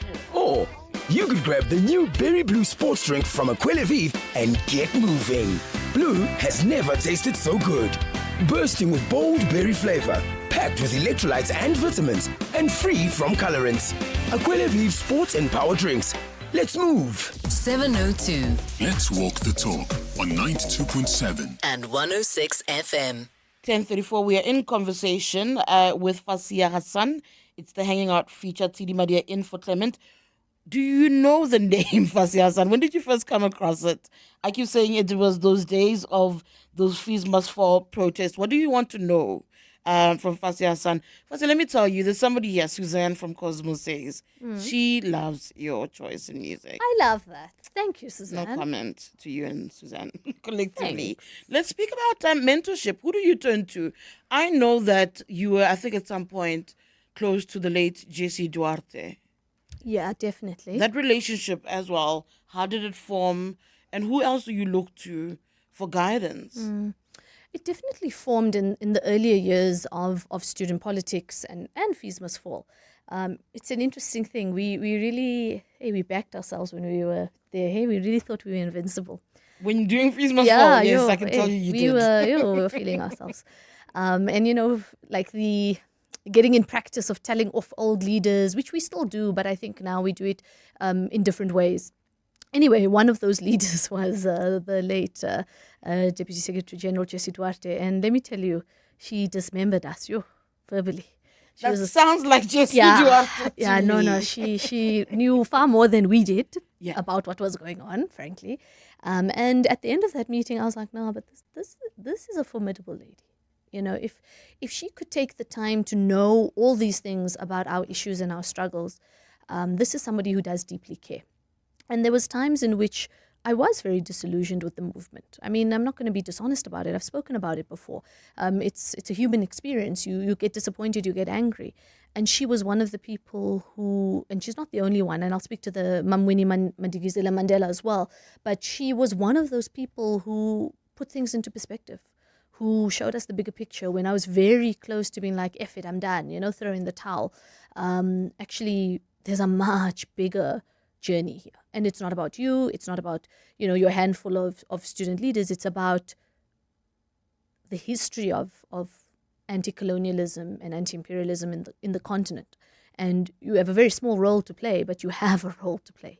And one of the other people at that time who was also very pivotal, and we must speak about her because unfortunately Mam Winnie's legacy was, attacked so much. Yeah. And there wasn't this room for nuance. All of a sudden, only male leaders can have nuance, right? Women leaders make mistakes. They're this, they're that. And that's not running away from anyone's flaws. It's about saying that there's a side of these women leaders that we saw who didn't talk us down, they listened. And they said, well, actually, you're right, that in a post-democratic South Africa, you may not have lived through the struggle, but what you're saying is so equally important. And there is a role for you as young people to take up this mantle. And for that, I will be forever grateful because when she stood with us, Mam Winnie, the country changed. Senior leaders in and outside of the ANC changed their views because she said, actually, I'm with these young people. I would love to be on the picket lines. I'm a little bit old, but, I would love to be there. And that was critical. And the last person I must mention is Dr. Naledi Pandor, who you may not be a minister right now, but I've learned the gravitas of fighting that. I mean, just think about her in the AU, in the UN, in all of these echelons of power. Global stage. And again, dismantling colonial powers. Like not just knowing and having the content, but the ability to do it with such grace and such respect that she walked out not just a minister of South Africa, but a leader of the global south, of the world, of all oppressed peoples. And I must mention her because she's alive. She's still with us. And I have a deep respect for her. And then being young and being a woman in the spaces that you are in, you're right. Politics hardly affords women any space. What's it like? What are the challenges? Do you feel that you are clawing your way to either relevance or respect or your voice being heard in those spaces, be it branch meetings when regions are gathered and Parliament itself? The rules are different for women, and that's part of the problem. So where I mentioned earlier, there's nuance, there's room for, I think, mistake and error for others, but there's even less for women and much less for young women. So that brings with it its own level of anxiety, that own level of burden. I mean, even coming here, I was like, oh my God, what are people going to think about my music choices? That's on a lighter note. Yeah. But you're always so worried about how you're perceived and what you need to do. So that's one element. But Tsiri, what I've learned in the movement, and a lot of people also say, like, how do you go into like BGMs, branch general meetings, regions, provinces, etc.? You work hard. You must be a human about it. You go, you sit with everybody, you spend all these hours and you earn respect. You're not given respect, you earn it. And that's one of the things that I've had to learn in the space, but also, and I'll end on this, we see politics in the theatre of it. We see the spectacle of politics. Yes. But we rarely see, exactly, we rarely see the hard work, the committee meetings, the meetings with community members who just come and need to be heard and listened to. And that for me is actually the bigger terrain. So what we see is one thing. That's why everyone has a particular idea of all politicians or all people in the public space. But you don't see, or you rarely see, the real work that happens. And that's far less glamorous. It's hard, it's slogging, it's tiring, it's long, and I think that's what our country needs to also see, because right now we're seeing this trend of parliamentary PCs and fire and throwing things at each other, if proverbially and not. And the reality is we're not doing the work we should be when we're doing that, right? We're not doing the unsexy work of going through the line item of the budget to say, well, why is money cut here but given there? But that's the less interesting conversation, yet the more important one. I'm going to play another one of your songs. Ooh. Now, I suspect people are going to like this one. Let's try some maybe Gregory Porter. How's Gregory Porter? Able?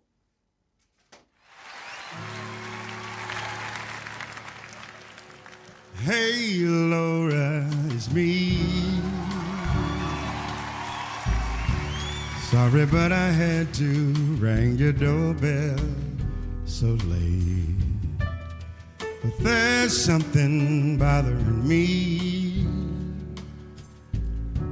I really am sorry, but it just couldn't wait.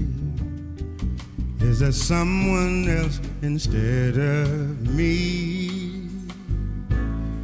Go ahead and lie to me and make me believe you're not in love with him, and this fool will see that the rivers of your love flow uphill to me. Hey, Laura, it's me. Sorry, but I had to ring your doorbell so late. Well, there's something bothering me all night long. It just couldn't wait. With a healthy dose of make-believe, go ahead and lie to me and make me believe that you're in love with me. This fool will see that the rivers of your love flow up a hill to me. Hey, Laura.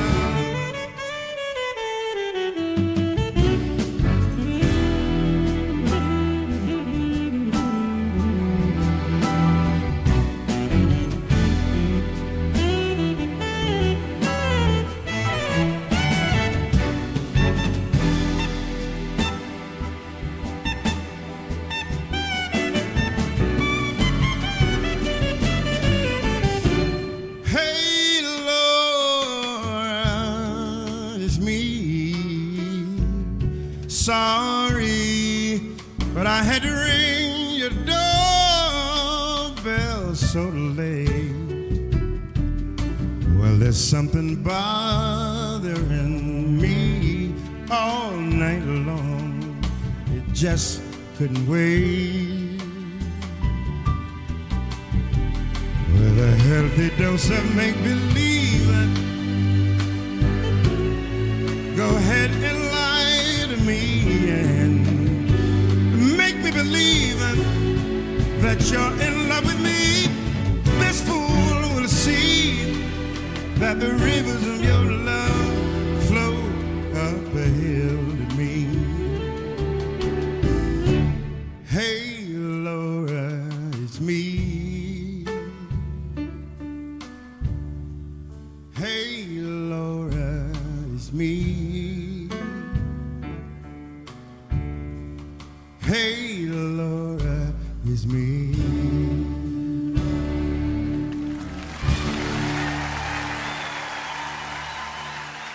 This is a goodie.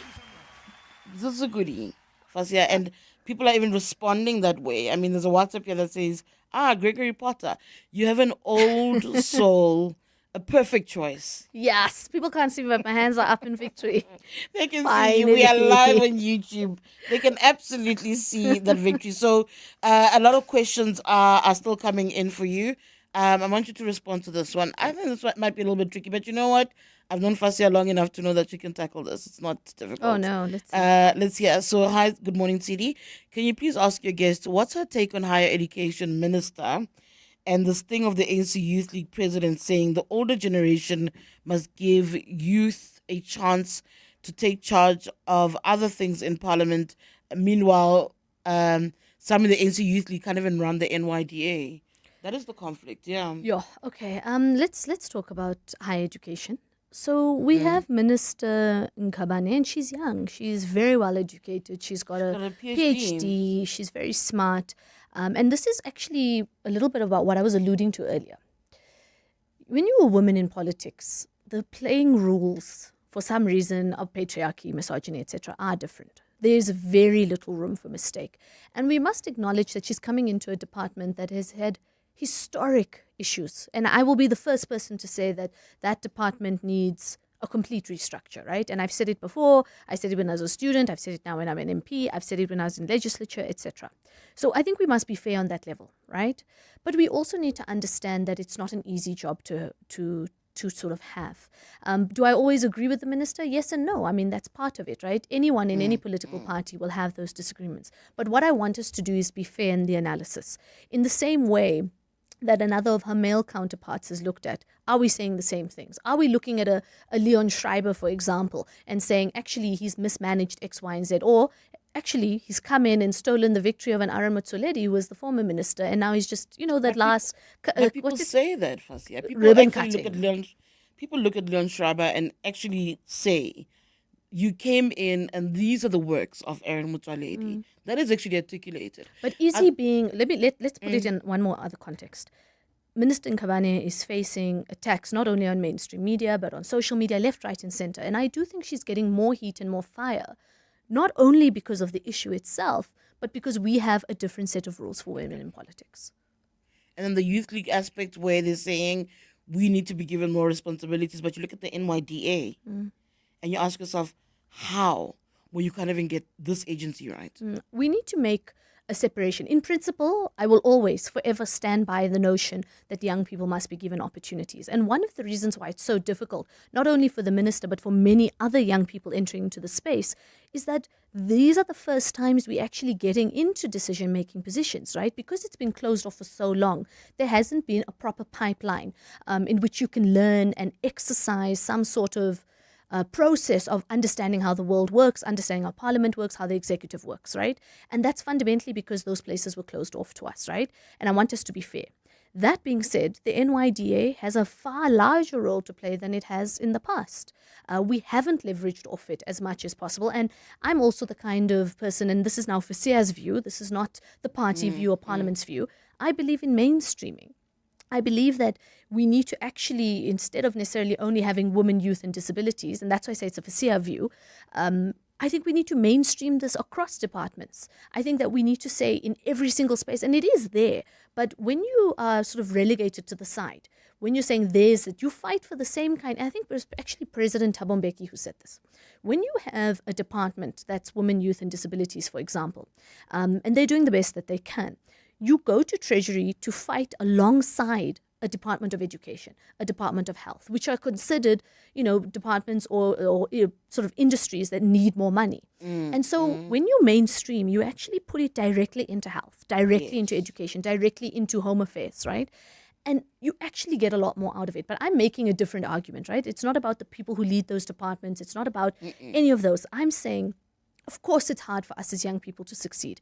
There's no blueprint that we have been allowed to learn from, right? And I do think the world is fundamentally different to when the elder generation led. Like I said, we need to do a lot more, and we're also looking forward to the new NYDA board, right? The paper is, not the paper, but, it's on the president's desk. We are looking forward to that, and let's also be a part of that solution. And that's actually one of the reasons why I'm here. I can be critical fundamentally because I have a dog in the fight. I'm here. Yeah. Absolutely. On the WhatsApp line, Sweeto in Kwatema says, your guest must have a very interesting social life, judging from her music tastes. It's kind of older than her age. It's true. I wish my social life was as exciting as this person thinks. I asked you earlier, what do you do outside of the politics? And politics, if people don't know, demands so much of your time. Yeah.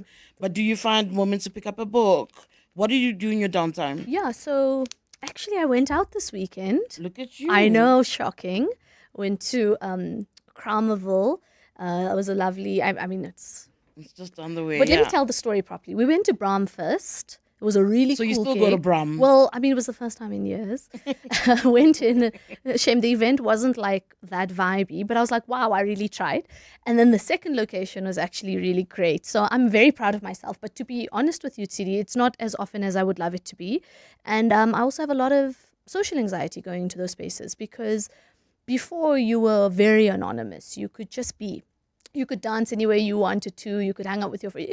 Now people do recognize us and it comes with its own sort of vibe. Yeah, phones come out. Yeah, but also you've been watched, yeah. Yeah, let me tell you what I'm reading because I think that might be another opportunity to self-deprecate. Okay. Oh, goodness. So I love fiction. I read political literature all the time, but I don't view that as my downtime like kind of reading. Yeah. Yeah, so my leisure reading, I'm actually reading The Wheel of Time. by Robert Jordan. So if you don't know, I'm a big nerd. So I've read all the Lord of the Rings. I've got all the extended versions. I know all the lore, Game of Thrones as well, Harry Potter, all of the fiction kind of nerdy stuff. That's me. So that when you see me with recreational reading, it's definitely That's where you fantasy are. fiction. I'm gonna play you a voice note. I've never bothered, and nobody must judge me, to watch Game of Thrones, and I still No, refuse. Tiri, oh my God, Still you have refuse. to. Take a listen to this voice note. I refuse. It's a reality to Fasiha, actually, that there are casualties. There are casualties when people are fighting for the freedom. There are casualties. So my question to her is when she looks at South Africa, even today, is there gonna be another bigger match that is gonna happen with this too much youth unemployment and the struggles that we see underground here with the undocumented foreigners? Is there another brewing fight that is gonna happen? Honestly, I'm asking her that.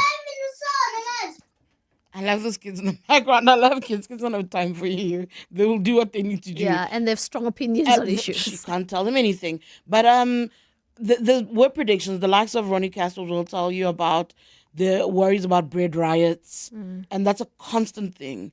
And I think he's asking you a very important point. What the future looks like with so much inequality still in your head. We do have to be realistic, and I'm glad he started off by saying that. And the reality is that we have one of the highest youth unemployments in the world, and it's not only youth, but it happens to also be youth. We have greater inequality as it grows and as it grows. And unfortunately, what we also have is, and it's not only happening in South Africa, it's happening all over the world, the rise of this right-wing politic. So you see people trying to blame immigrants or foreign nationals, and that doesn't mean that we don't have an issue of porous borders, etc., etc. But it does mean that certain marginalized groups are being used as a scapegoat. So I am worried. I'm worried because in the most recent election, we saw the rise of ethno-nationalist politics. We saw lots of people vote for the PA because they're a colored party. We saw lots of people vote for MKP because they're a Zulu party. And you sort of seeing this dismantling of the democratic project in South Africa. And one of the big victories we had, and this is not only an ANC victory, this is a South African victory, that we were able to, when the oppressive system of apartheid and colonial powers said, we will divide and conquer, we said no. We're going to come back together. We're going to reorganize across racial lines. We're going to reorganize across class lines. And that's one of the fundamental reasons why we defeated apartheid. Yes, all the different pillars, sanctions, all of those different things of the struggle. But one of the biggest, I thought, most important elements we did was that. And you're seeing an erosion of it. And when you have an erosion like that and you have inequality, 1 + 1 is going to equal 2. And we cannot run away from that until we bring about true economic equality, bring about economic growth, job opportunities, etc., etc. We are in a ticking time bomb. And that's not something any of us can run away from. Of the fallists, who do you stay in touch with? What's your relationship like with the ones, particularly obviously from Wits, because that's where you were? Quite, I think, good. I mean, Nompendula and I are still very, very close. I am in Parliament with Naledi Chirwa, with Vuyani Pambo, etc. And generally speaking, I think that we're there. But to be honest, and I think to answer your question more particularly, 10 years on, I don't know if in the more broader circles that we actually want to be around each other sometimes. It was I always say that Fees Must Fall was the best and the worst thing that happened to us. It became very toxic by the end, and it became a very unsafe space, both physically, emotionally, verbally. I mean, we were physically attacked, pulled off stages, things like that. And there's a part of us that completely bonded over that, right? You went through hell and back. And then there's other people where I'm like, nah, we have fundamentally different views, on how we want to build this country. And that's okay, as long as we're building the country. My parting shot, I told you, time flies when you're having these conversations. What is the vision for Fasiha? People have all manner of ambitions. People want to lead. You guys are going to a conference in 2027. People have presidential ambitions. What are yours? Where do you want to go next? Make Tiri my chief lobbyist. I would like to look. I'm in Parliament now. Even though it's my second term in public office, first term in Parliament. I'm in the Electricity Energy Committee. I'm in Mineral and Petroleum Resources, and I'm in the Judicial Service Commission. I'm finding my feet there slowly but surely, and I really want to make an impact, not only in Parliament but in society. And so I would like that to be in a political realm. But one thing I will say, Tsidi, is that even if it's not in politics, because you can never rely on a political space, I will always be involved in some sort of activism in our country, and I will build it, whether it's from the inside or the outside. I would like it to be from the inside, but our sleeves are rolled up, and I view it as a long-term life goal to leave this country in a better state than which we currently have it right now. Earlier, somebody said that she's got an old soul. I've got a surprise for you. There's a little bit of youngness. You know, she spoke about vibes earlier. So I'm going to play her out with this song. It's a local. Yes. Do you know what it is? When you say yes like that, if I say it's local. No, it's because I'm worried that someone's going to be like, I'm waiting for someone to say, we're waiting for you to dance to the song. Then I'm just going to collapse. Because on YouTube, people actually expect you to dance. Oh my God. But take a listen to this. It's local. And it's a jam.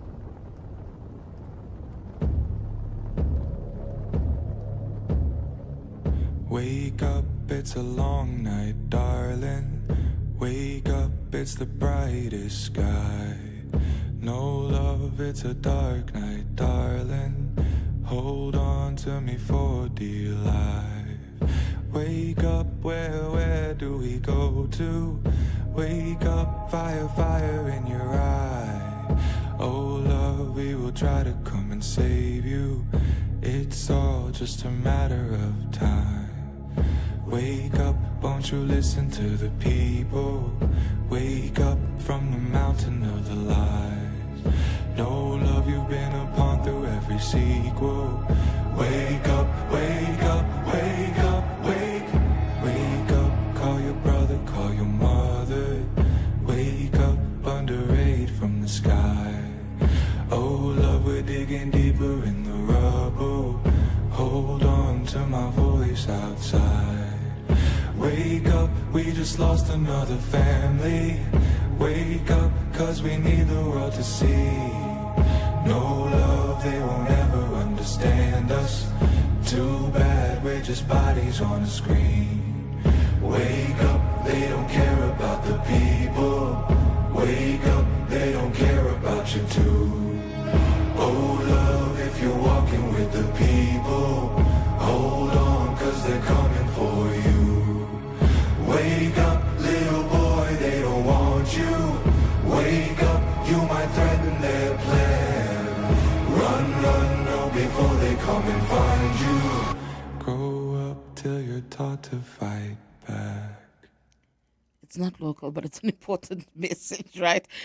Grow up until you learn to fight back. So you have to fight back. Tell me about this one quickly. So it was going to be local. I'll come back on the show for that one. But yeah, some maporisa. It was, guys. It was. But just to close off, this was also one of the songs that I chose. We're seeing a whole lot of stuff go down in the world, and I know we're all worried. We're worried about a World War III, and this song is really about resistance. It's about the fact that even though you don't feel like you have agency, you do. Grow up until you're taught to fight back. On that note, I want to call it an end. Thank you so much, Fasiha Hassan. Thank you. Okay, truck 7, that has 0 warning lights. Truck 8, it's just been serviced. I guess we're running like a well-oiled machine. Where would I be without My Way's comprehensive cover for my vans and trucks? Plus, cover for my customers' orders with goods and transit insurance. I guess we'll never know. Visit myway.co.za or dial 0860 64 64 64 and get a quote today. My Way is a licensed non-life insurer and FSP. T's, C's and standard rates apply. My Way. Live your way. To walk the talk is to turn words into meaningful actions. And it's what we at 702 are committed to doing every day. We're also committed to following the rules set out by the Broadcasting Complaints Commission's Code of Conduct. To give you balanced programming, fair comment and accurate news. But if we stumble along the way and you feel we're not living up to the code, let us know on comment@702.co.za. And if after that you're still not happy, you can direct your complaint in writing to the Broadcasting Complaints Commission, PO Box 412365, Craig Hall 2024. For more, visit bccsa.co.za.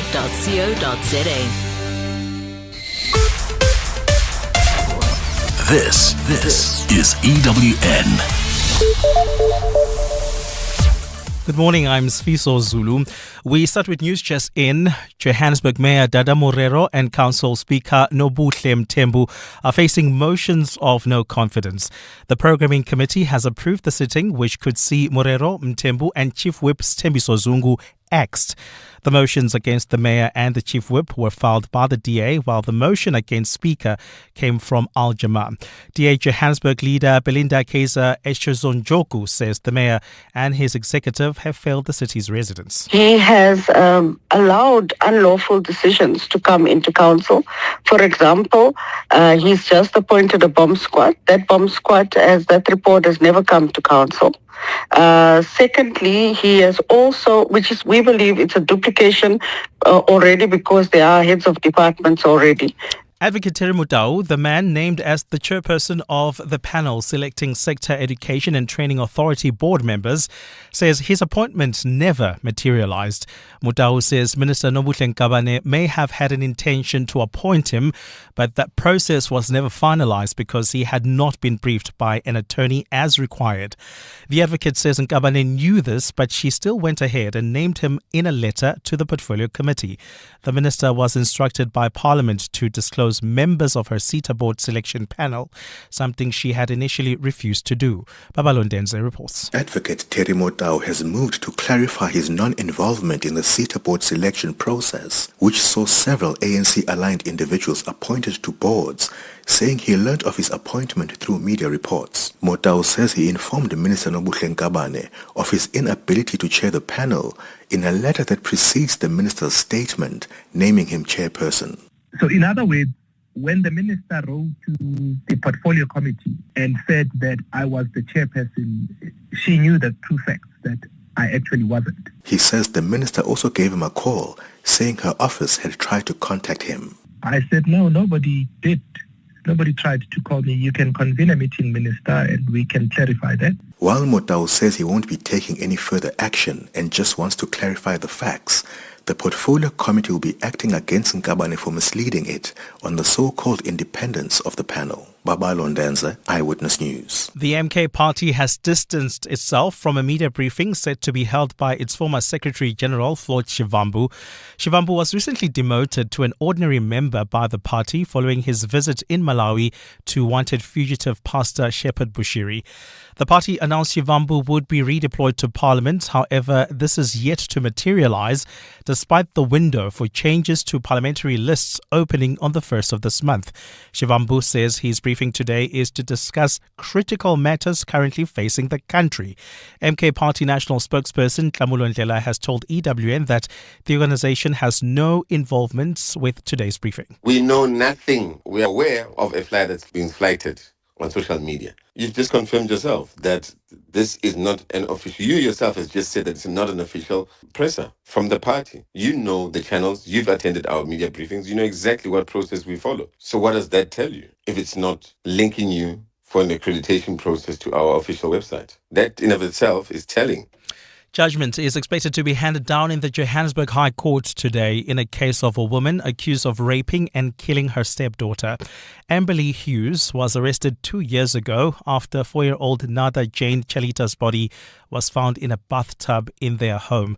Hughes, a former preschool teacher, has pleaded not guilty to all accounts. Ntokozo Kumalo reports. Amberly Hughes was allegedly the last person left in the house with the little girl on the 23rd of January 2023. Hughes was charged with the rape and murder of the 4-year-old. Child protection activist Robin Foster says some of the evidence in the case suggests that the little girl endured sexual assault for a long period. If Amberly Hughes is found guilty, then that nature, that torturous part of her life, because it wasn't just one incident, the forensics found that there was existing evidence that she had been sexually abused before. And what that tells us is that this child had effectively been tortured over a period of time.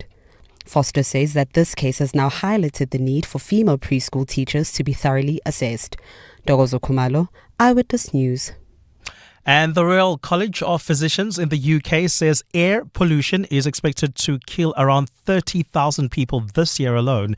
The report stipulates that dirty air is killing more than 500 people a week, with health harm to almost every organ in the body caused by air pollution.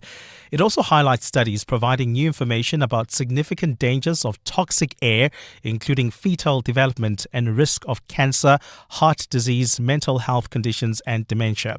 Experts are urging the government to recognize air pollution as a key public health issue. Gold is trading at $3,355.93 an ounce. The rand is at 18.10 to the dollar, 24.27 to the pound, 20.67 to the euro. Brent crude oil is at $76.82 a barrel. And in the traffic, that accident that was on the N1 North near Allendale Road has been cleared, but traffic is still a bit slow coming out of the Baklu turn off. And if you're traveling on the N12 west, there's some delays between Edenville Road and the Kilulis interchange. A fine day in store for Gauteng. The temperatures will peak at highs between 21 and 22 degrees. The breaking story in EWN this hour: Johannesburg Mayor Dada Morero and Council Speaker Nobuhle Mthembu are facing motions of no confidence. EWN, in touch, in tune, and independent. For the latest, visit ewn.co.za or download the EWN app. 702 Walk the Talk, hosted by Freedom Park in the city of Tshwane, is where footsteps become footprints. 702. Live On the Prime Media Plus app. DSTV channel 856, 92.7 and 106 FM. Let's walk the talk.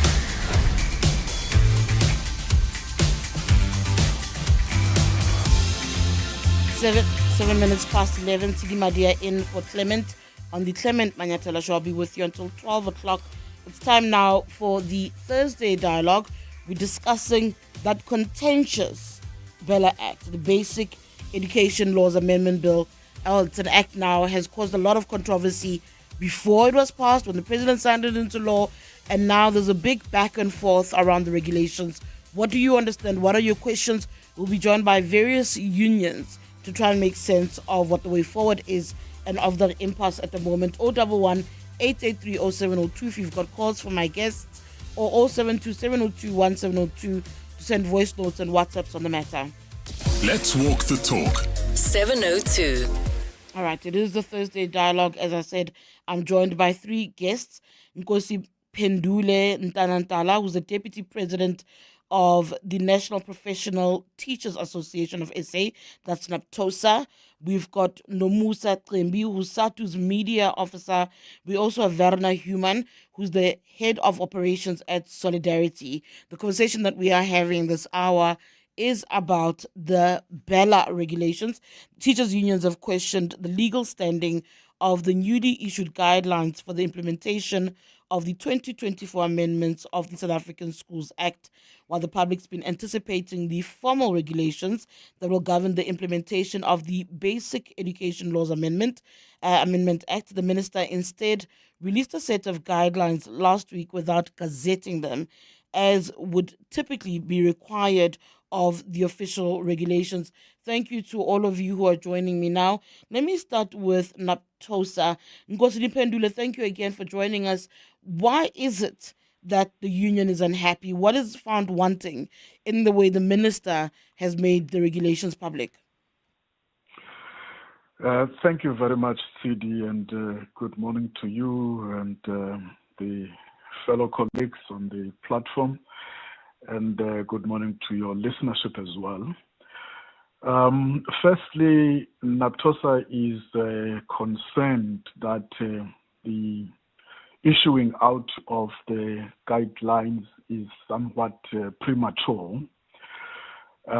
Secondly, that this has occurred without meaningful and inclusive consultation of the critical stakeholders, and particularly the labor unions.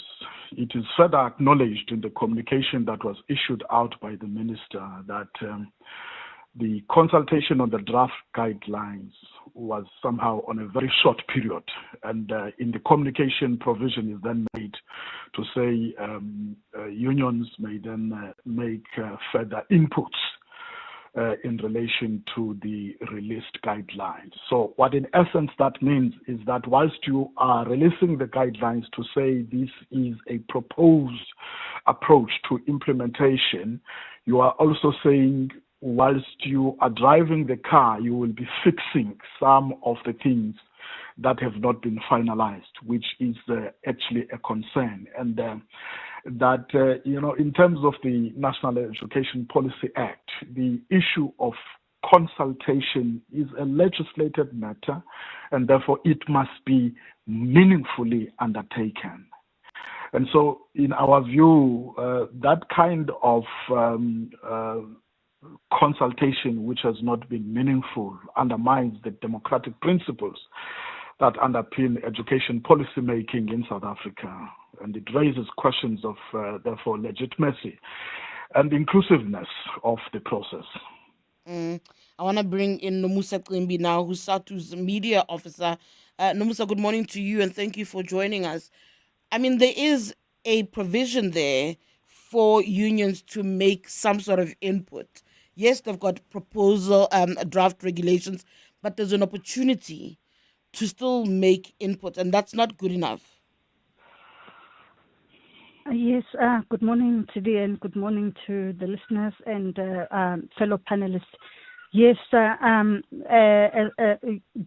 is a provision, but we felt it's not good enough. And we as such, we totally reject these guidelines because we feel that the minister has no authority to issue these guidelines. What we're expecting from the minister as a union was the minister has the authority to come up with regulations that should be there so that the BELA Act could be implemented in full. This thing of these guidelines, it started earlier in the year in January. The minister did requested comment on the purported draft guidelines way back in January. Requesting comment. She issued those guidelines on the 16th of January, requiring comment by the 20th of January. We said the deadline imposed of the 28th of January was way too short to enable the union to process the matter through its structures. So, and secondly, we asked the minister to clarify on the legal basis and the authority of the minister in law to issue these guidelines, because the minister is only authorized in law to make regulations following a process prescribed in the law.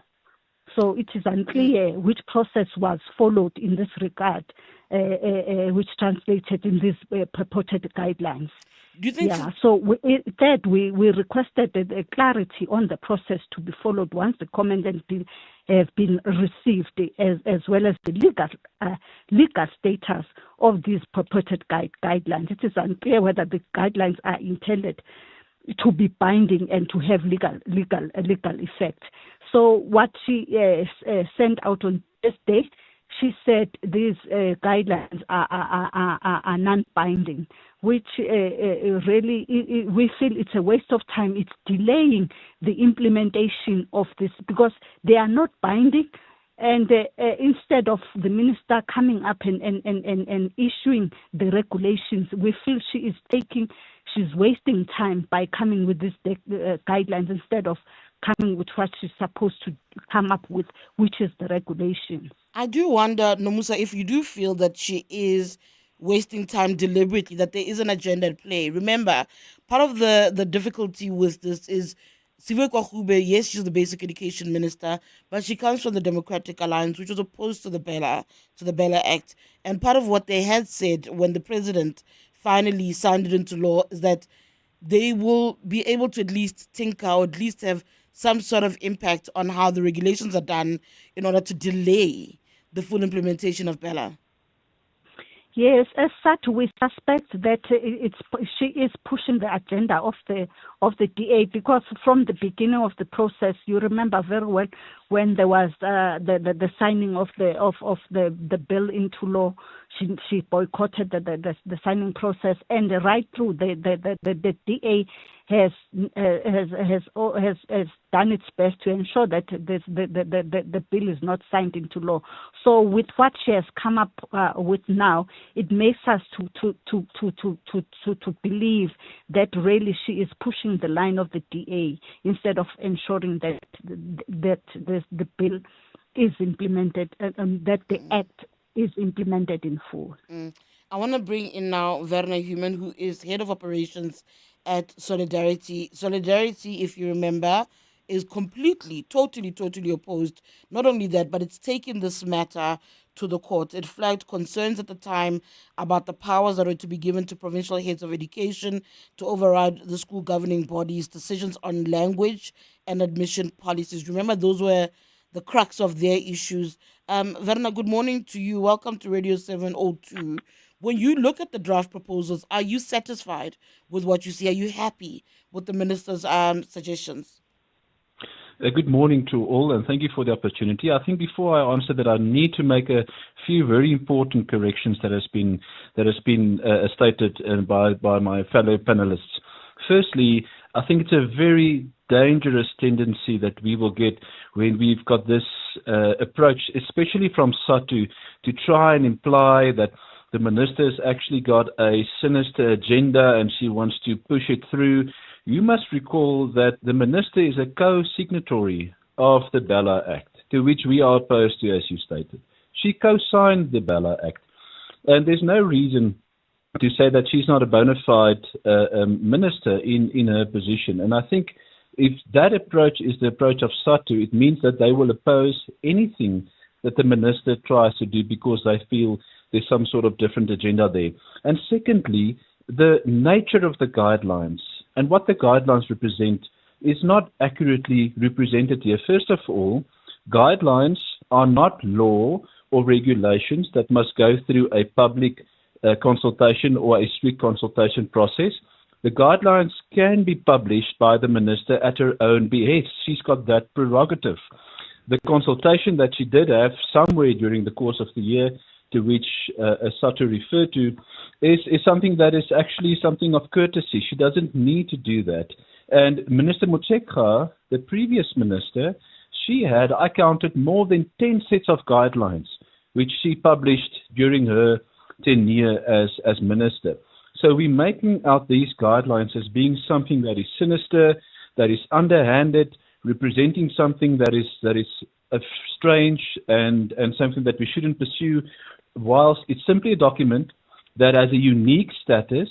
It has a unique status because it derives, every single paragraph derives from existing legislation, legal precedents, and it's aimed at placing us in a way in how we can interpret the current BELA Act.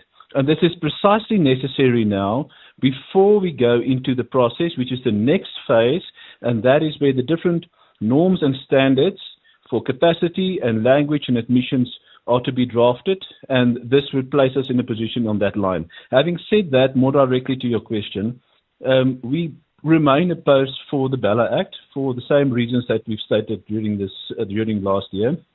We believe that the guidelines, good guidelines, if we say the guidelines are good and constructive, good guidelines cannot mend a broken provisions of the Act, the broken provisions of the Act. So we still remain on that basis opposed to it. But we think that the guidelines are very helpful. It brings into view a greater and more better balanced exposition of the powers between the SGB and the department. It's much more neutral guidelines, and that's actually what has been necessary given the climate of BELA this past few years. So in that sense, it is guidelines that we are willing to work with the understanding that we are still saying that we are opposed to the BELA Act itself. All right, I'm going to take a quick break, and then when we come back, I'll give Satu specifically an opportunity to respond to some of the comments that Werner made at the beginning there. As the cost of living rises, from school fees to the price of cereal, you can take comfort in knowing that with Outsurance, you could save big on your car insurance. Savings that could make a real difference to your budget every month. Outsurance client Mikey knows all about it. These guys are super fast, they're very helpful. My bank account is flexing. Why wait? Switch and save today. SMS out to 45142. That's out to 45142. Outsurance is all about giving you value for your money. Enjoy life-saving services like Help It Out, with 24/7 access to panic assistance, roadside assistance, and home assistance with just a tap on the app. Feel good. That means that I'm being looked after. Make today the day you switch. SMS out to 45142. That's out to 45142. With Outsurance, you always get something out. A licensed insurer and FSP. Limits apply. T's and C's online. Close your eyes. Taste the mist from the Sunny Pass waterfall. Feel the calm beneath the waves in Scottsboro. See the giants in East London. Breathe in the air of the Knysna Forest. Hear the roar of adventure in White River. 5 premier resorts, 5 senses, 5 all-inclusive escapes. Visit premierhotels.co.za for T's and C's and bookings. Cashbuild has paved the way for everyone dreaming of renovating or building their own home, offering building plans to help you get started. And we've partnered with Capitec to provide home improvement finance options that fit your budget. Visit your nearest Cashbuild today and let us help you build the home you've always wanted. Cashbuild, quality building materials, tools, paint and hardware at the lowest prices. Nedbank Business Ignite on 702 is looking for a small business owner that talks a big game and delivers even bigger results. So, if you're a small business that consistently dares to innovate, expand, and better your bottom line, you could walk away with 200,000 Rand cash and a 200,000 Rand advertising package. So, enter on igniteyourbusiness.co.za. Then every day this week from 6 a.m., catch 702 Breakfast with Bongani Bingwa to find out if you're a finalist in the Nedbank Business Ignite on 702. T's and C's apply. Nedbank, an authorized FSP and registered credit provider. 702 Let's walk the talk on 92.7 and 106 FM. 11:23. It is the dialogue. We're speaking about Education Minister Siwe Kwahube's BELA Act guidelines. They were published. They've caused lots of friction and unions are not necessarily happy with them. Unions believe that the guidelines, in essence, could possibly be unlawful. They've raised issues with them. We are in conversation with NAPTOSA, with SATU, and of course, we're speaking to Solidarity, which has gone to the courts around this particular matter. If you've got questions, you want to weigh in on this, 011-883-0702, 072-702 1702. Teboko in Pretoria, I see you. But before I come to you, I want to give Nomusa an opportunity to respond to some of the comments from Verna. I mean, Verna in essence is saying you are acting in bad light, and you as a federation, as a union rather, don't understand that the guidelines are permissible. The way the ministers dealt with it is permissible in law. No, I'll tend to disagree with Verna. The law is clear that the minister is only allowed to make regulations, not guidelines, in terms of the BELA Act. And it is the very reason that SATU rejected these guidelines in the first place. And by the minister's own admission, the BELA Act does not expressly provide for the drafting and issuing of these guidelines. And further, it has no binding or lawful effect. So it's not that we are just opposing for the sake of it. The BELA Act does not allow the minister to make those guidelines, but is allowing the minister to make guidelines.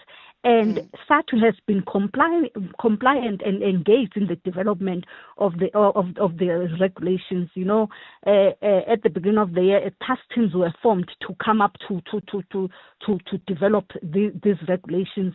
We were compliant. We had our representatives there in the task teams that were formed, and their work was concluded at the end of March, and they submitted to the minister. And we do not understand why there has been no further movement on the regulations since the end of March. All right, thank you. I'm going to go to Tebogo in Pretoria. You've got a question for our guests?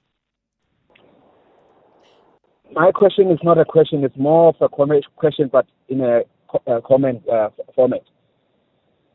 Dumela. Sure, go ahead, Dumela. Yeah. Look, I want to say that I'm a stakeholder management expert of more than 10 years. I've rendered this service both for government and private sector. And one of the things that I've observed over the years is that politicians tend to think that they're the only ones who deserve to be consulted or who deserve to actually give input. So can these politicians stop talking as if that they're the only ones that must give input? The public have the same legal right to actually be afforded the opportunity to actually give as much input in whatever process that government wants to undertake. Right now, I'm hearing politicians talking as if that they have the sole right to actually be consulted. Hey, we the public probably have more right than them, because some of us are experts. There are even probably ex-teachers and whatever who are sitting out there who are not politicians. Can the public be given opportunity to actually give input, and not only these politicians thinking that they're the only ones who can come there and make noise? All right. Thank you, Tebogo. Tebogo is out in Pretoria. I want to bring in Nkosi Dipendule a little bit from Naptosa, a little bit into this conversation. The back and forth that's happening, in essence, between what Verna Human is saying as well as what Nomusa Trimbi is saying about the minister's intentions. How do you read it? What is your perception? Do you think the minister is causing confusion by printing out guidelines as opposed to giving us regulations and making sure that those are gazetted? Yeah, thank you, Sidi. At first, I must say unions must be consulted on matters that affect the rights and responsibilities of their members, and especially matters that impact the working conditions of our members. We must be consulted on those. Secondly, there is no suggestion on our part that when we speak about us being meaningfully consulted, that other stakeholders, including the public, may not be consulted, right? Our issue rests on the non-binding nature of the guidelines.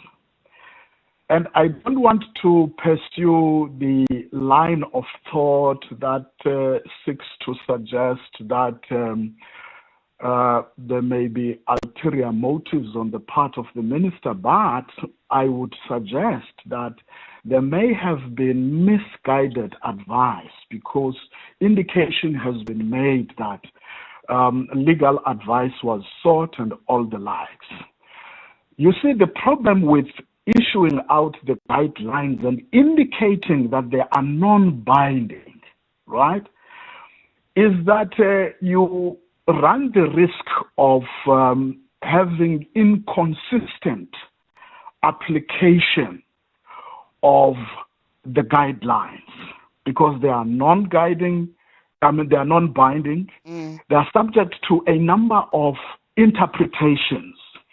And so, especially in the absence of a finalized gazetted policies, norms, and standards, you run the risk of inconsistent application of those particular guidelines, where people may, based on their thinking, may do certain things in a particular way. And so this would probably, in our view, create administrative confusion because provincial departments and school principals and SGB may at times treat the guidelines as binding, and our view is that they are not binding. But we must make the point that we acknowledge in the statement that was released that the regulation, the issuing of the regulation is in progress. We acknowledge that. But that the guidelines are non-guiding, are non-binding, may create administrative confusion in our view. All right. We are in conversation with the dialogue. We're in conversation with the different unions around the guidelines that were put out by Minister Siwe Kwagube around the BELA Act, the Basic Education Laws Amendment Act. From what I understand, there will be it will not be easy to take unilateral decisions, that quite a lot of consultation has to happen on crucial decisions. Yes, think about language and admission policy, and those have always been parts of the contentious tidbits of the BELA Act. So governing bodies, parents, associations, larger communities now are forced to become part of the conversation when those decisions are being taken. The unions are not having it. What is your say? 011-883-0702, 072-702-1702. It's a touch after 11:30. Mongezi Koko has your headlines. That's right, Siri. Good morning. Johannesburg Mayor Dada Morero and Council Speaker Nobuhle Mthembu are facing motions of no confidence. The programming committee has approved the sittings, which could see Morero, Mthembu and Chief Whip Sthembiso Zungu axed. Now, the motions against the mayor and the Chief Whip were filed by the DA, while the motion against the Speaker came from Al Jamaa. Let's turn to this now. Advocate Terry Motau, the man named as the chairperson of the panel selecting Sector Education and Training Authority board members, says his appointment never materialized. Motau says Minister Nobuhle Ngabane may have had an intention to appoint him, but the process was never finalized because he had not been briefed by an attorney as required. The advocate says Ngabane knew this, but still went ahead and named him in a letter to the Portfolio Committee. The minister was instructed by Parliament to disclose members of her SETA board selection panel, something she had initially refused to do.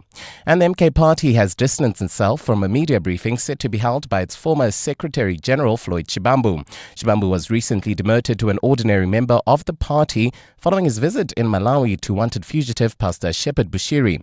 The party announced Shivambu would be redeployed to Parliament. However, this is yet to materialize despite the window for changes to parliamentary listings opening on the 1st of this month. Shivambu says his briefing today is to discuss critical matters currently facing the country. Now, those are the headlines. This Eyewitness News and more at midday or as it happens. EWN Traffic. Traveling in Waterfall, we've got some issues along the N1 South approaching the Baklu interchange. That's due to an accident after Allendale Road. There's also slow-moving traffic in Woodmead along Woodmead Drive just as you exit the M1. And traveling in Tembisa, be on the lookout for roadworks taking place on the R21 North right near Olifantsfontein Road. There's also a bit of a hold-up reported in Bedfordview along the N12 as well as the R24 West between Edenville Road and the Kilulis interchange.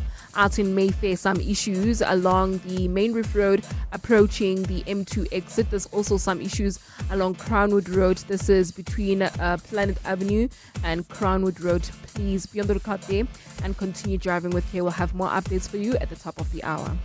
There's more EWN on air, online, and on the EWN app. John Perlman. Weekday afternoons, 3 to 6. Government fleets? I'm just trying to think of people who buy fuel in bulk, create their own dispensing operations so that people don't have to go to regular forecourts. Any feedback? John Perlman. Weekday afternoons, 3 to 6. Government fleets? I'm just trying to think of people who buy fuel in bulk, create their own dispensing operations so that people don't have to go to regular forecourts. Any feedback from government departments? Do you think this is a problem government needs to look a little bit closer to home on? I don't think the government fleet will be targeted because remember the competition to supply government is at the tendering point. So once you have tendered, usually they will look for reputable companies. Most of the people who are tendering. John Perlman. 3 to 6 on 702.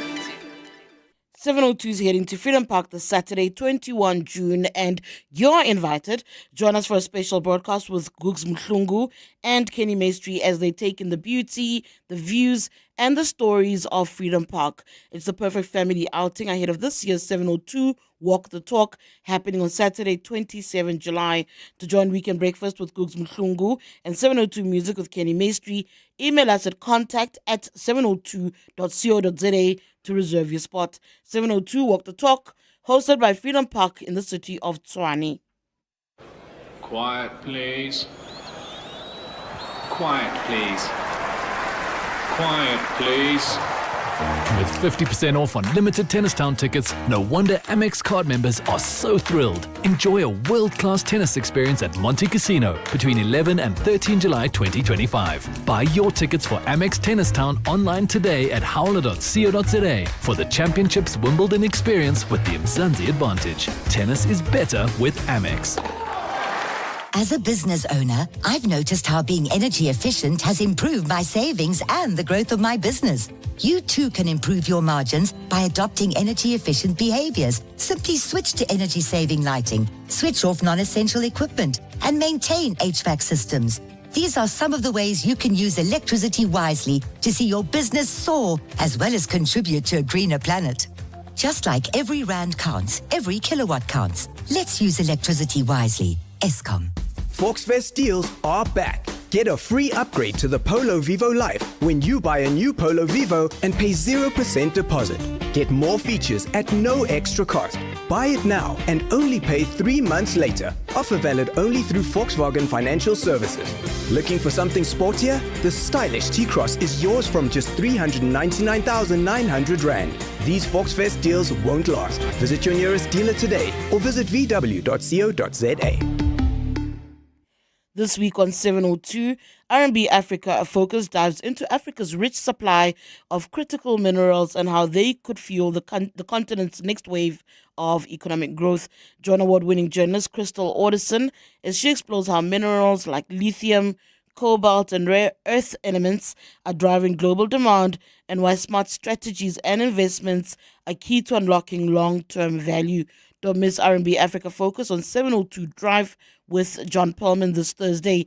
R&B is a proud sponsor of B20 and a leading African corporate and investment bank. 702 Let's walk the talk on 92.7 and 106 FM. Welcome back. It is the dialogue on the Clement Manyathela Show. We are discussing the Basic Education Laws Amendment Act.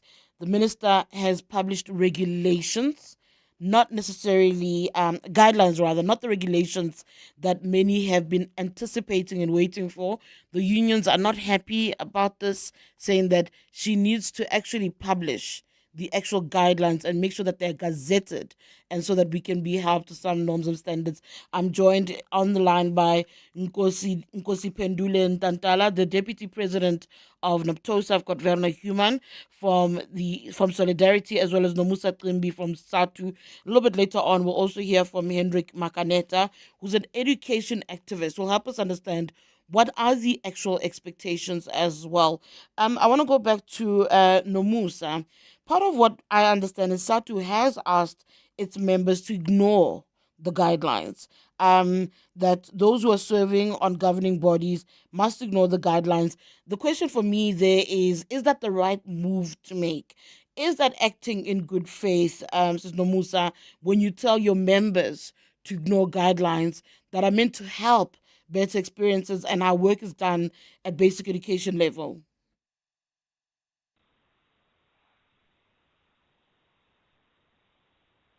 Believe that these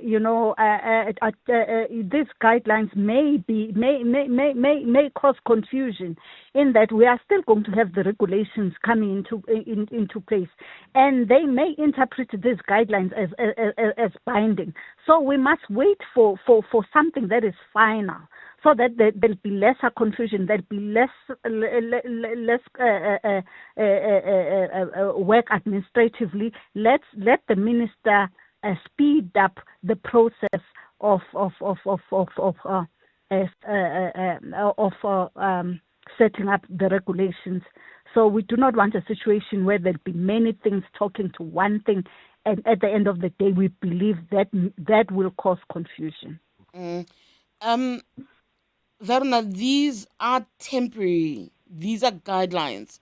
It's not what's going to be set in stone. That might change. Are you not concerned that you're looking at what is a temporary measure now and it might actually go completely the other way around? We do know that sections 4 and 5 are the contentious issues Solidarity is raised. Yes, so the guidelines are a culmination of very different aspects of the larger educational legal framework. And we would say that the confusion that my colleagues referred to earlier, we say that there would be confusion without these guidelines. So these guidelines provide more clarity, and it's not only on admissions and language, it also is in relation to grade R. We must remember that grade R is something that is newly impressed within the school's education framework, and it has become compulsory, but not all schools are ready to make that grade R offering, and the guidelines assist with that as well, with the code of conduct of learners. So it actually takes away the confusion that they refer to. The guidelines also have a specific purpose to say that we've got the Act, and these are the provisions that flow from the Act, and this is how we may interpret and understand them. But that will feed into the norms and standards for capacity and the other documents that we've foresee that will be coming in end of June. We recall it will be in a week or two's time. But this is the momentum and the direction that it ought to take. So I won't say there's a confusion there. It actually builds a momentum. It builds something that builds up to the norms and standards publication. And just to the first caller's comment that the first caller has made, the norms and standards are legal documents. They are recognized legal documents in the National Education Policy Act and the Schools Act, and that is subject to public consultation, and the public would form part of that. So we think that the guidelines would feed into this the process that will follow, and it will be a complete process. So we see no confusion there, and we see that the guidelines provide a strong position to see where we are and how things are working, and it will assist a great deal when the more official process and the next phase will occur. So we see this not as something that would cause confusion. All right, thank you. And then just in brief, Nkosi Pendule, do you share the sentiments of SATU? Are you also asking your members to ignore the guidelines in the interim? Thank you, T.D. Our approach is to say we need to make an approach to the minister and request that the minister must suspend the implementation of the guidelines until the draft regulations and policies have been finalized through an inclusive stakeholder and public consultation. All right, thank you so much. I'm going to let my unions go, and then, of course, we'll get now a perspective from an education activist to understand who's in the wrong here and whether or not the minister is correct in the decisions that she's made. Thank you so much to Nkosi Pendule Ntanantala from Laptosa, Verna Human from Solidarity, and Nomusa Trimbi from SAT. We're going to take a quick break. When we come back, we'll hear from Hendrik Makaneta, an education activist. Aubrey Masango. Weekday evenings, 8 to midnight. Things are escalating between Israel and Iran. We're told that the strike against Iran has much to do with the fact that Israel has evidence that they are literally 2 weeks away from being able to launch a nuclear warhead. But I'm not hearing a conversation about the fact that Israel already has nuclear weapons. I'm thinking about Hiroshima and Nagasaki in Japan. The only country in the world that has ever used an atomic bomb has been the United States on another country. Aubrey Masango. 8 to midnight on 702. 702. Here at Betway, we're finding every way possible to make sure you can win your next sports bet. With our new Bet Saver feature, you could get your stake back or more on bets with multiple losses. Stand to win even when your bet misses. Bet Saver. Exclusive to Betway. Terms and conditions apply. Betway is licensed and regulated by the Western Cape Gambling and Racing Board. No persons under the age of 18 are permitted to gamble. South African Responsible Gambling Program toll-free counseling line 0800 006 008 or WhatsApp help to 076 675 0710. Winners know when to stop. Akwele. Akwele. Akweli. Akwela. Akwele. Akwili. Akwele. No matter how you say it, one thing's for sure. Aquele is South Africa's most loved water brand, refreshing you with pure natural spring water and delicious flavored sparkling drinks. From every sip to every smile, thank you Mzansi for making Aquele a part of your everyday moments. Aquele, spreading joy to South Africa naturally. 702 Let's walk the talk on 92.7 and 106 FM. 11:45, the Clement Manyathela Show. CD Madia standing in for Clement. We're discussing the BELA Act and the minister publishing guidelines to guidelines around the BELA Act. And I think from her perspective, these are aimed at clarifying and helping with interpretation and the rolling out of the BELA Act before the regulations are actually gazetted. But as you heard earlier on, some of the unions are completely not happy. They believe that there's another agenda, that it causes confusion, that it doesn't help. I'm joined now on the line by Hendrik Makaneta, who's an education activist. Good morning. Thank you for joining us. So there is this back and forth about whether or not the minister's actions hinder or help the process. But I think at the heart of it is the legality aspect of it all. Let's speak about the guidelines, her intentions. Is my reading correct that she's trying to help clear the confusion before they're regulated? Well, thank you very much indeed, CD. I think that, I've read the guidelines myself in terms of all of those clauses, starting with the one for grade R. And I saw that, they seem to be complying with what the Constitution of the Republic wants, but also with the recently amended South African Schools Act, also known as the BELA Act. Now, what we need as activists in the terrain is clarity on the status and the enforceability of these guidelines. I'm raising this because whilst we recognize the intention behind these guidelines, which may be to strengthen governance, but also to improve the standards within the sector, the public discourse, of course, raises very significant uncertainty regarding the legal status of the guidelines, because obviously SADTU was the first to express its opposition to say that they are not binding. But the minister, if you look at the guidelines themselves, I think the first page also clearly indicates that yes, the guidelines are not binding. Now, this situation creates a lot of confusion because educators and school governing bodies may not really know whether they should apply them or just to ignore them. Because in the absence of this clarity at CD, there is a real risk that there might be inconsistent application. You might find that one school is applying the guidelines, another one is ignoring them. SADTU has already said they've told their members that they must ignore these guidelines, which and of course, SADTU is the biggest union in the sector. So you can imagine there are too many schools which are not going to apply these guidelines. But the way she's also gone about it, is that normal? I mean, the question of guidelines versus regulations themselves, is it standard to have a minister providing guidelines, or is it seen as a deviation? Well, if you look at Section 85, read with subsection 2 of the Constitution, it empowers the minister, to implement the basic education legislation.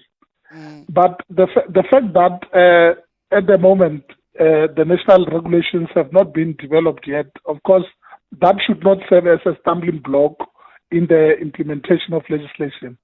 However, it should be noted that in the absence of these regulations, the guidelines, if they are there, she does have the prerogative to come up to guide the department. But the problem is the fact that she has already admitted herself in that policy document after getting legal advice from the chief legal advisor or whatever they call him. There's going to be a need that the minister should come out clearly, publicly, to clarify the status of the guidelines. And equally, I think that she might have to initiate a very transparent process, which can be inclusive. Consultation process is very important because unions are a very key stakeholder in the department, and so they too need to be consulted. Because it might be, in my view, that's my view. It might be that maybe this is just a draft, for the next regulations. Maybe the minister is saying, here are the guidelines, but these guidelines could be a draft in a way for regulations that are still coming. I'm wondering about that, because even if it is a draft, because that's what my sentiments are as well. One would want to believe that part of taking everybody on the journey with you, if you want to win at whatever it is that you're doing, you include everybody at every turn. The fact that the unions are saying we're now being asked for input, but we weren't consulted in the lead up to this period. So there might be a way where you open the door for them, but you leave people, you alienate people when you already produce guidelines and they weren't part of that conversation, don't you? Definitely. One thing, because look, we are now under GNU, and there is no doubt that each and every member of the cabinet who serves in the GNU. I mean, it has always been the case even with the ANC. All ministers of the ANC, they advocated for the implementation of ANC policies and so on. So it is possible that the minister might have just been summoned perhaps to the DA headquarters to say, look, this is our position. We think that you should implement these guidelines, as a proposal. And perhaps that is what she's advocating for, which something which I think many people, especially SATU, which is aligned to the ANC, may not be happy about. So transparency is required because in a sector such as basic education, we always need clarity. And of course, collaboration is very important because we believe that if there is clear communication from the minister, that can help to avoid this unnecessary conflict that we are currently undergoing. The issue of application that you yourself say will not be consistent because of the confusion, what would be the consequences? These are guidelines. Unions, SATU says, don't ignore them, don't implement them. What would be the consequences for its members? Well, obviously, now that the minister herself and the guidelines states that they are not binding, it means there will be no consequences.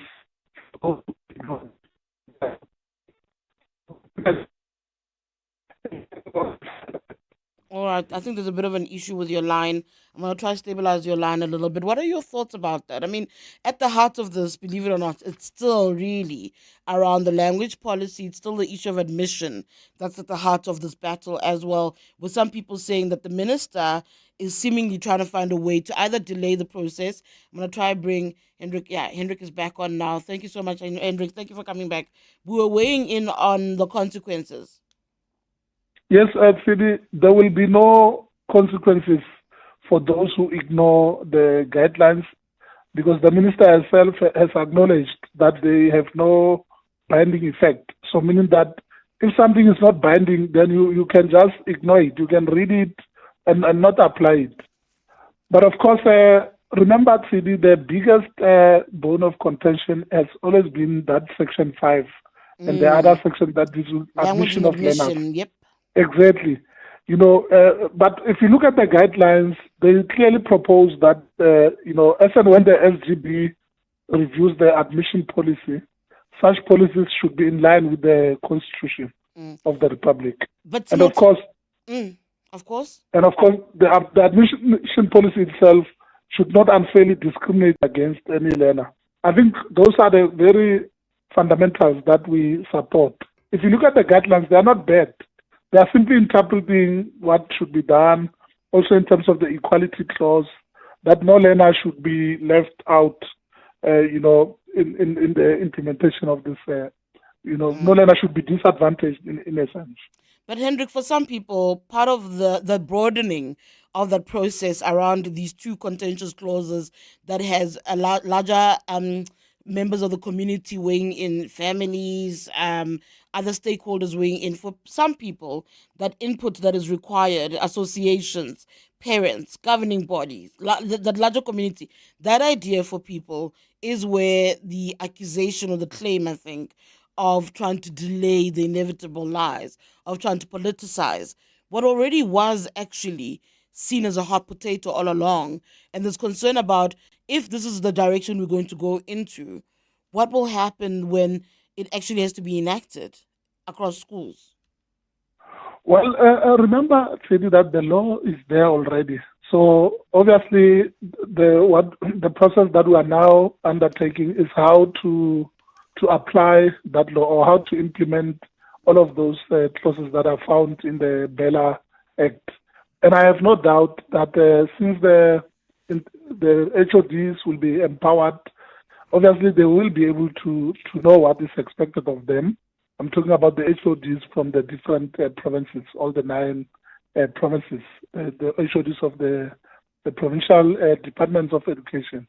And of course, what I've seen the guidelines seeking to do is just to reconcile the powers between the SGBs and the HODs.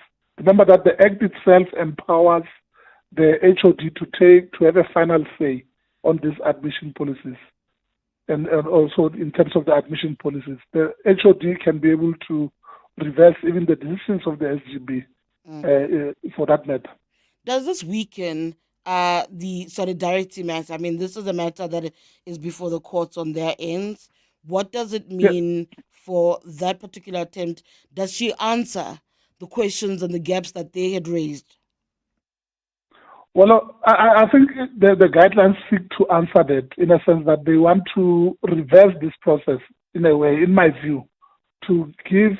Remember, in the past, the SGBs have always enjoyed the autonomy of deciding who comes into their schools, particularly Afrikaans medium schools. This is where you find that there might be many black people who reside in that suburb, but their children are not able to get into those schools simply because of this admission policies that has been designed by the SGB. And in most cases, you find that, black people there or English-speaking learners in that community are the majority, but, they're still excluded by this SGB. So the Act actually was trying to address that, but the guidelines are trying to protect, in my view, to protect, these Afrikaans medium schools from being tampered with. Interesting times. Thank you so much. Hopefully this is seen as a step in the right direction, but we continue to wait. Do we know when the minister is likely to publish the actual regulations though? Well, last year when the minister spoke, she said that before the end of June, she will have published the regulations. So whether those will be able to come, I don't know whether she'll be able to meet the deadline. On the 19th of June already? Yeah, I don't know. Thank you so much for your time. Yes. That's Hendrik Makaneta, who's an education activist. I don't know if she'll meet the deadline, but we'll see. Thank you. Thank you very much indeed. For over 40 years, we've stood with the artists, championing the arts in all their forms. Now we unveil the next chapter, the Standard Bank Art Lab, a new gallery space where bold ideas take center stage. Opening with a celebration of tapestry, because like these woven masterpieces, the arts are woven into who we are. Step inside, let the art move you, grow you. Standard Bank, proud lead B20 sponsor. Authorized FSP and registered credit provider. Are you looking for the best savings on spectacles? At Specsavers, enjoy 1,500 Rand off when you get tested at South Africa's trusted and most established optical group. Get 1,500 Rand off all frames in store, or use your 1,500 Rand off on our leading lens enhancements, such as drive light lenses that reduce artificial glare whilst driving. Book online or call your nearest store today. Affordable eye care, Specsavers. T's and C's apply. Coming up on the Midday Report with Mandy Wiener. Coming up next is Mandy Wiener between 12 and 1 on the Midday Report. Mandy, good afternoon. What's coming up on the show? Okay, Mandy's coming from Cape Town. I'm pretty sure Floyd Shivambu will be top of mind today. Remember, he's got that media briefing, lots of speculation that Floyd Shivambu is starting his own political outfit. We wait and see. That's happening now at 12 o'clock. Lots of that, I'm sure, will be part of the midday report. And of course, the Minister of Higher Education, I will not be surprised. I'm hoping that tomorrow we don't speak about the Minister of Higher Education at all in any way. On my part, though, thank you so much for tuning in. Thank you for participating. I'll be back with you tomorrow. Clement's back next week. Thank you. Have a good afternoon. It's 12 o'clock. This is EWN. Good afternoon, I'm Munki Zikoko. Johannesburg Mayor Dada Morero and Council Speaker Nobuhle Mthembu are facing motions of no confidence. The programming committee has approved the sittings which could see Morero, Mthembu and Chief Whip Thembiso Zungu axed. The motions against the mayor and the Chief Whip were filed by the DA, while the motion against Speaker came from Al Jamam. DA Johannesburg leader Belinda Kaiser Echiozonjoku says the mayor and his executive have failed the city's residents. He has allowed unlawful decisions to come into council. For example, he's just appointed a bomb squad. That bomb squad, as that report, has never come to council. Secondly, he has also, we believe it's a duplication already because there are heads of departments already. Advocate Terry Mutau, the man named as the chairperson of the panel selecting Sector Education and Training Authority board members, says his appointment never materialized. Mutau says Minister Nobuhle Nkabane may have had the intention to appoint him, but the process was never finalized because he had not been briefed by an attorney as required. The advocate says Nkabane knew this but still went ahead and named him in a letter to the portfolio committee. The minister was instructed by Parliament to disclose members of his CETA board selection panel, something she had initially refused to do. Babalondenze reports. Advocate Terry Motau has moved to clarify his non-involvement in the CETA board selection process, which saw several ANC-aligned individuals appointed to boards, saying he learnt of his appointment through media reports. Motau says he informed Minister Nobuhle Nkabane of his inability to chair the panel in a letter that precedes the minister's statement naming him chairperson. So in other words, when the minister wrote to the portfolio committee and said that I was the chairperson, she knew the true facts, that I actually wasn't. He says the minister also gave him a call, saying her office had